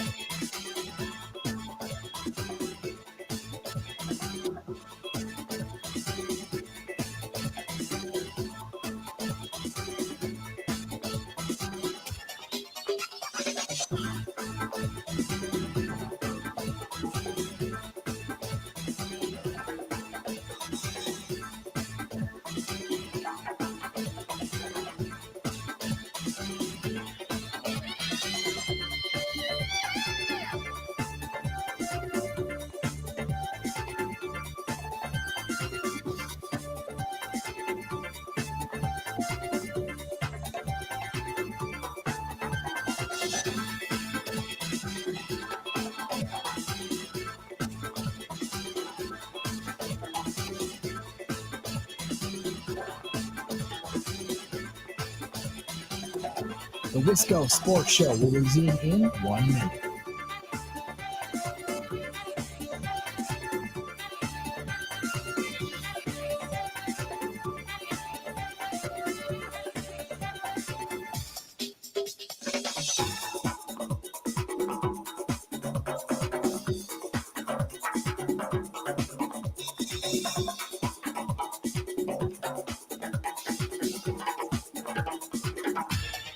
The Wisco Sports Show will resume in 30 seconds.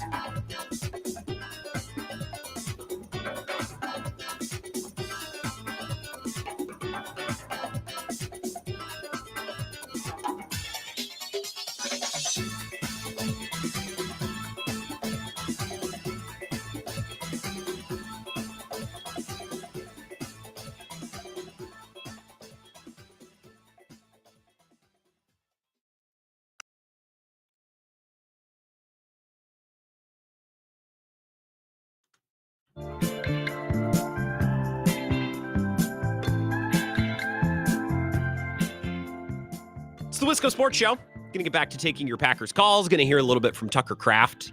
So we really start to get hot and heavy previewing Packers Texans. Cody Stutes covers the Texans, who is it's funny. There's not a lot of instances where a Houston Texans analyst is needed, but Cody is always ready to rip. Going back to when I didn't even have a routine show, when I would do fill-in stuff at WKTY in La Crosse for Dave and Scrady, who'd do the morning show. They'd take a day off, and I would fill in, and Hunter Baumgart, who's now at the game in Milwaukee, we'd do the morning show. And I can't remember what game it would have been. Would it have been the Run the Table year? 2016? No. I don't know. There was a reason once upon a time when I was doing fill-in stuff on WKTY that we needed a Texans guest. And Hunter reached out to Cody. And Cody Stutes is the most cowboy Texas name that I've ever heard in my life. And I reached out to Cody earlier this week. It's like, hey, Packers Texans, you want to do a hit? He said, 100%. Tell me the time. I'm there. Which, by the way, and I said this yesterday to Sam Brookhouse, who was on from Sumer. I texted him after. I said, hey, man, thanks for coming on. I cannot tell you how much I love football people because, I host this show and I do some producing, during Bill's show, but a lot of what I do for Bill's show is just lining up guests. And you would not believe how easy it is to book football people compared to baseball and basketball. Like, I'll text football people. It's like, hey, man, so we're a show. And, people who outside the state of Wisconsin, for whatever reason, I'll text them and be like, hey, we're a sports radio show in Milwaukee / Madison. It'll depend on who I'm reaching out to and what's more advantageous, whether it's to say Madison or Milwaukee. I said, hey, we're looking for a football guest to talk about this. Do you have a couple? Yeah, anytime. I'd love to do it. Football people love talking football.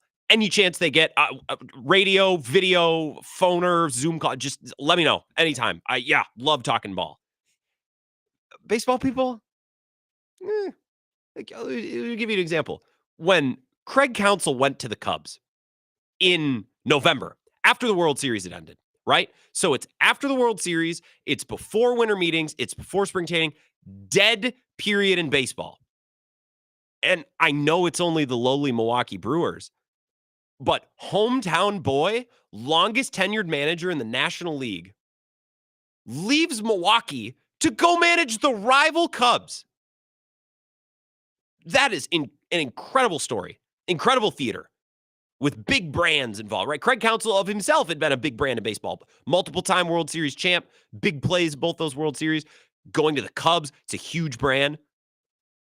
And me, lowly producer of the Bill Michaels show, is like, well, we got to get not only Brewers people and Cubs people, I want to try to get a national baseball person. And by the way, it's not like I started reaching out to friggin', I don't know, who's the biggest baseball player. I wasn't trying to get a hold of John Smoltz's personal phone number. It's like, hey, Jason Stark with The Athletic. Could we have 10 minutes? You would not believe the amount of baseball people I reached out to and the reasons they gave me. I can't do it. You can't do it? Is this a sport that you love? Is this a sport that you cover? World Series is done. Winter meetings aren't even close. This should be one of the bigger stories in sports going right now. Can't have 5 minutes on the phone? They drive me nuts. Baseball people drive me nuts. And to a lesser degree, basketball people. Football people, it's like, wait, you a radio hit? What time? Midnight? Yeah, it's fine. Just give me a call. Oh, yeah. I'll talk ball. So a little bit of a tangent. Behind the curtain for those who care. But football season is great from a sports radio perspective just because there's so many people that work in the football space, and almost all of them, without fail, just love coming onto a show and talking about football. 608-321-1670. All right, tangent over. We're going to hear from Tucker Kraft, but first a call. Wisco Sports Show. Who's this? It's Big Ron, Grant. What's up, buddy? Not much, Big Ron. I'm excited to go home Thursday Night Football. Packers-Texans going to kick ass coming up on. Hey, by the way, if we talked this week, you were at Wisconsin-Rutgers on Saturday. I talked to Badger Bloody. I don't think I talked to you. No, you talked to both of us. Okay. Both of us called in on Monday. Okay, did I? And I think Dave from Monona called in too and was crapping on New Jersey. Oh, yeah, and the fact that you guys had spent your hard-earned money to go watch entitled brats play football. That's right. You stuck up for us, so I appreciate that. Well, yeah, how could I forget that bit of enthralling radio on Monday? I can't believe that slipped my mind. Yeah, Dave from Monona's call. I love Dave from Monona, but there's nothing worse than a Wisconsin-born and raised Cubs fan. Yeah. I don't want to hear that excuse. Oh, they were on WGN couldn't watch the Brewers. Well, try harder. I'm- Read the newspaper Yeah. then. How much do you really love your team? How much do you really love your state? Yeah, I know what you mean. That's funny. Yeah, and there was always listening to Euchre on the radio too. Back then Euchre was calling the games back then. So I don't know, but We digress. My big, I know you want to take Packer calls. So my big Packer prediction. You know me, I love to gamble. I'll gamble on anything, stocks, crypto. Me and Badger buddies were gambling on the Wii golf over the weekend. Wii golf? But, yeah, Wii golf and Wii bowling. We had a little $5 match. So going on. I'm speaking of gambling, I'm going to start endorsing or promoting Underdog Fantasy through our Eau Claire affiliate, WAYY. And I had a Zoom call today with people from Underdog, and they're explaining the product and stuff. And they're showing me the sports that they offer. And by the way, it's not gambling; it's daily fantasy, right? So that's why it's allowed in Wisconsin. That's why it's legal in Wisconsin. Yeah, so it's daily fantasy. It's not gambling, to be exact. And they showed all the sports that you're able to play. And one of them, they had League of Legends. They had esports. It's like, oh, man, I have to throw a little money on that. Yeah. Yeah. Oh my God. That's hilarious. As if chasing money and chasing picks on NFL games isn't enough. Now now that the video game that absolutely tortures me in my free time can torture me financially too. There's a good movie about just a bunch of friends. It's based on a true story by this actor named I forget his first name. It's Van Patten is his last name. It's called 7 Days to Vegas. Okay. It's a low budget movie, but it's hilarious, and it's just a bunch of degenerate gamblers. And they pull a con on a high roller in Hollywood. Vince Van Patten, that's the guy it's his true life story. It's Willie hilarious. Garson, I know him. Paul Walter Hauser. Oh yeah. Okay. Maybe I might be into There's this. some actors in there. Yeah. So check that out. But my big gambling play for the Packers is Jordan Love for MVP at 25-1. You can get it at 25-1 right now. The he's second in the league in touchdown passes, and he's missed 33% of the game. Yeah, and at 25-1, it's like, well, you throw a little money on it. It's like, well, even if it doesn't hit, and this is how, gamblers, this is how you kind of have to think about it, is you need to take those shots, because if one of them hits, right, the payoff is going to be so much greater than playing spreads, week to week or whatever. I don't need to explain gambling to you. 25-1, really?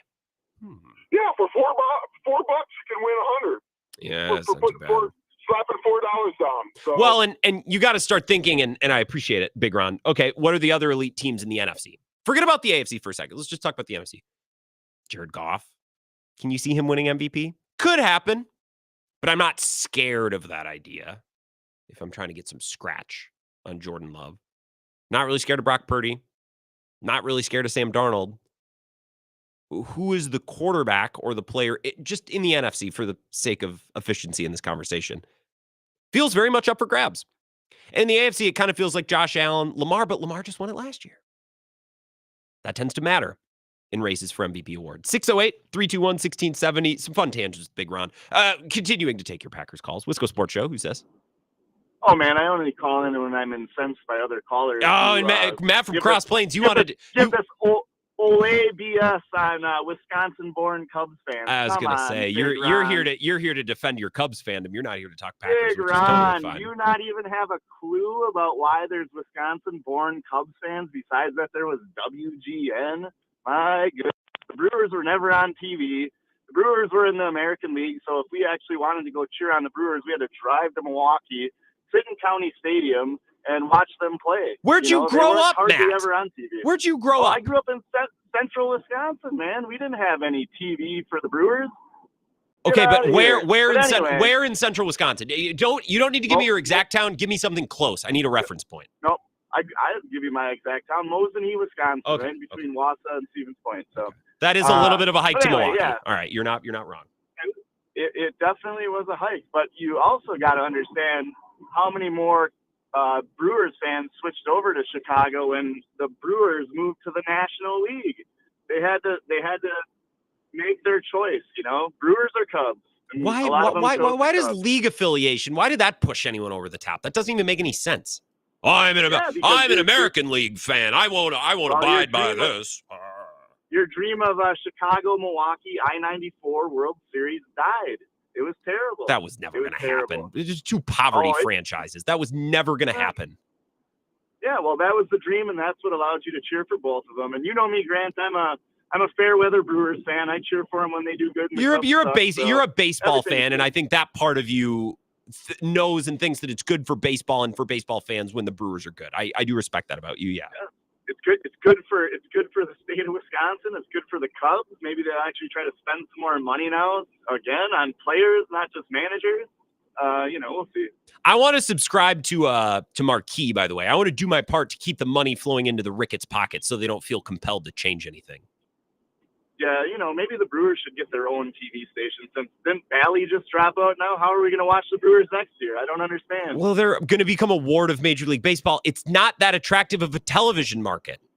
And neither is Chicago. Yeah, the only reason Chicago is you have that many more people, Yeah, but I'm still going to get blacked out when I want to watch Cubs and Brewers on the MLB app, So it's, I don't know what's going to happen. The blacking out part isn't required. I reject, and Matt, I gotta go. I reject the idea. It's like, well, the reason why Brewers fandom was so appealing is you could see a Brewers Cubs World Series. Man, if any part of Brewers fandom was contingent on a World Series, that is misplaced fandom. That's not. You know what? The Brewers break my heart, but I know one day they're going to make a World Series, and I'm holding out for that. It's like, you better find some other form of enjoyment from this team. You better some intrinsic value of this team that's not results oriented, because this is not a team that's going to pay you back in October. 3 weeks ago now, I believe. No, 2 weeks ago. Who cares? I'm trying to block it out of my memory. It's a great example. 608-321-1670. One more call, then our final break. Let's go sports show. Who's this? Hello? Hello. Yes. Hey, it's Sam from 10 Mile Hill, first-time caller. Hey, 10 Mile. Is Timbers 10 Mile closed? I was talking about this with someone in Coon Valley. What's going on there? I actually don't know. I've been working back and forth from Madison Lacrosse, but they have really crazy hours. Yeah, in the wind, I guess. All right. Well, I'll keep my ear to the ground on that. I figured you might know. But it's just funny because I was just talking about that with someone this last weekend. We were not sure. We were talking about Charlie's and then Timbers 10 Mile, and he wasn't sure if it was still open or not. But the hours, they'll be really, really busy, insanely busy, and then they're like a fireworks store. They're if you made a fireworks store into a bar. That's the type of crowds that they would always have. It was boom or bust. Yeah, now that summer volleyball's done. Yeah. And it's really weird. It's out of clockwork. I wish I could tell you something. Yeah. Well, anyways, I didn't mean to spring that on you. What did you call in to talk about, Sam? Sorry. I did. Just the MVP conversation just got brought up a second ago. Yeah. Something I think people are sleeping on is Baker Mayfield is having a crazy good season, continuing from last one. And then in the AFC, Joe Burrow is putting up nuts numbers. And I think when I watch him sometimes, he reminds me of a young Rodgers. But yeah, that's all I had to chirp in about. Thanks for taking my call. No, I appreciate that, Sam. I'm jealous of where you live. Very jealous. Let me pull up the MVP odds. So Baker's an interesting. I've loved betting on and following the Bucs. It's an awesome story. I didn't even realize he scored 51 points last weekend. So I'm pulling up, by the way, MVP odds, AP NFL regular season MVP. You have Mahomes plus 300, Lamar Jackson plus 550, Stroud plus 550, Allen plus 650, Purdy plus 10,000, Jane Daniels plus 1,300. I could see Stroud winning it. I could totally see Allen winning it. I look sideways a little bit at Lamar just because he just won it. And this is not the NBA where if you win regular season MVPs and then lose in the playoffs, you're blacklisted from ever getting to accomplish anything ever again. Unless you're Jokic. You can get bounced in the playoffs if you're Jokic. Then you can go right back to winning them, even after winning a title, even though that luxury wasn't extended to Giannis. Mahomes plus 300. I guess I forgot about Mahomes. But to my point, those are all AFC guys. Lamar, Stroud, Allen, Purdy. Purdy's not, but that's where the line, you don't get an NFC candidate until 4 in, right? 1, 2, 3, 4 AFC candidates first. Baker's a great story. He's got a lot of hay to make from here until, let's say, early December to be considered even in the conversation for MVP, which is fine. It doesn't take away from the season that he's having. But again, we're thinking of players who are brands and who are products that are going to be considered in that conversation. There aren't really that many of them in the NFC. other than Purdy. And Goff could be, but can you see Goff winning an MVP? Maybe if everything falls into place. And to Big Ron's original point, that's why 25-1 for Jordan Love is very reasonable and probably worth a poke if you got some money. Let's take a final break. A little bit of Tucker Kraft when we come back to wrap up the Wisco Sports Show. This is the Wisco Sports Show with Grant Bills on the Wisconsin Sports Zone Radio Network.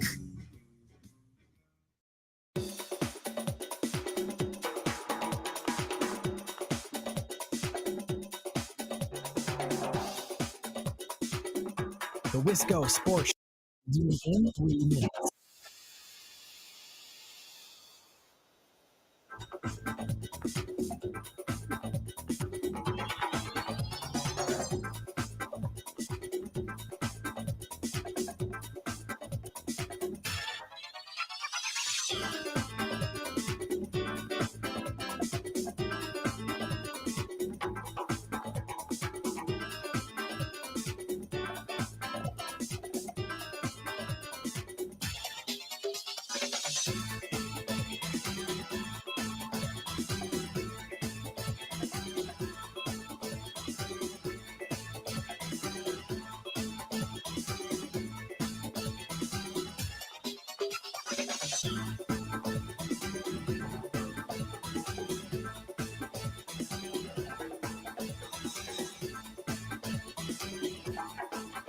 The Wisco Sports Show will resume in 2 minutes.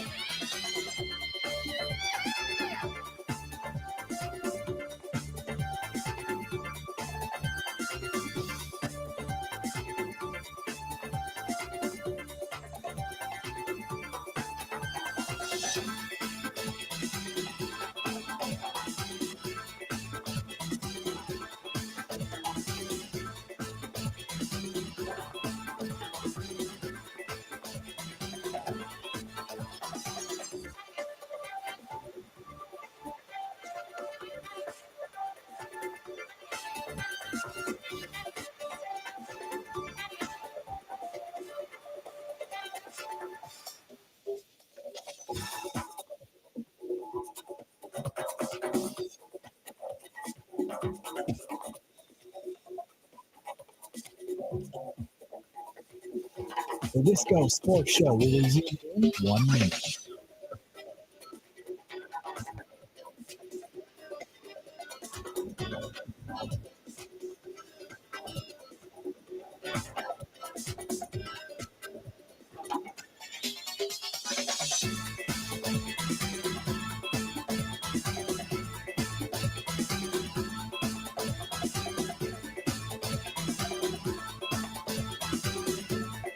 The Wisco Sports Show will resume in 30 seconds.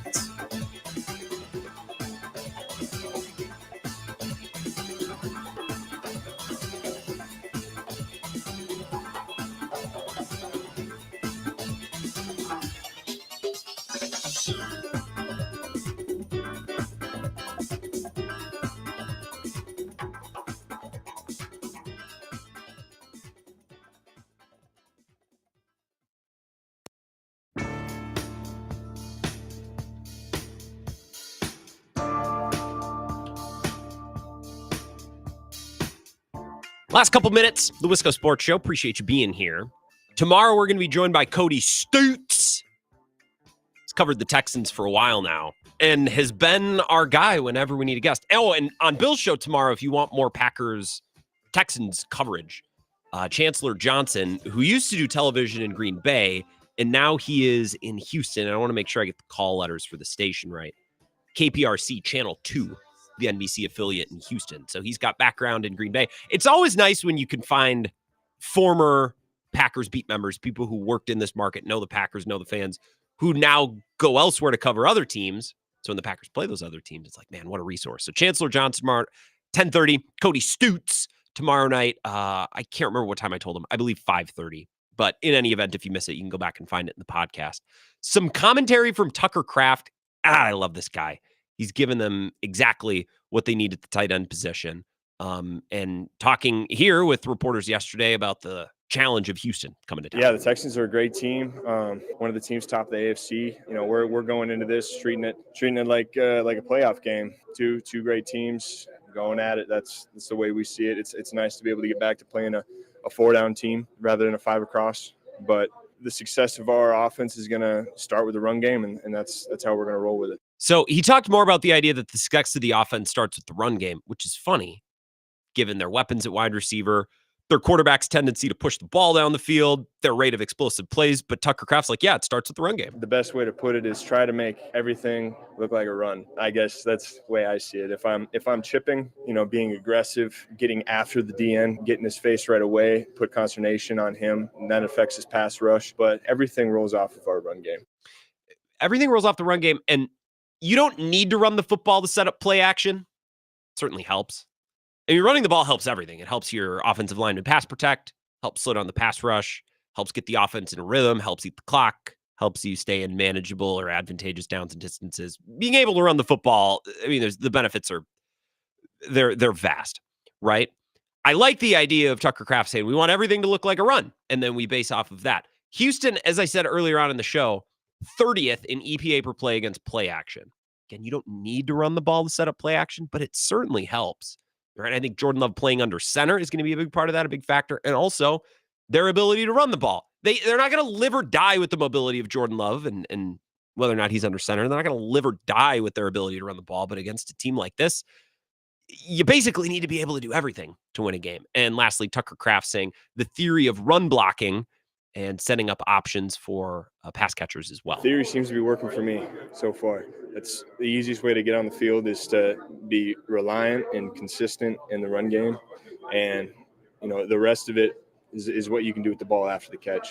And I believe as Bill says so eloquently, very often, no block, no rock, I believe is what Bill has said, right? Oops. I believe that's what Bill says. And Tucker Kraft echoes that right there. You hear the music, the show's ending. But, man, we got excellent programming coming up in about 30 seconds. Zach and Ebo are live at Monks and Sun Prairie. Food and drink specials. Perfect place to settle in to watch Thursday night football game. Stop after work for happy hour. And, of course, go talk to Zach and Ebo. Badgers football, Packers football, a lot to discuss tonight. Thorson and Heilprin starts in just a couple minutes. The rest of you, I'll talk to you tomorrow. Never miss a Friday show.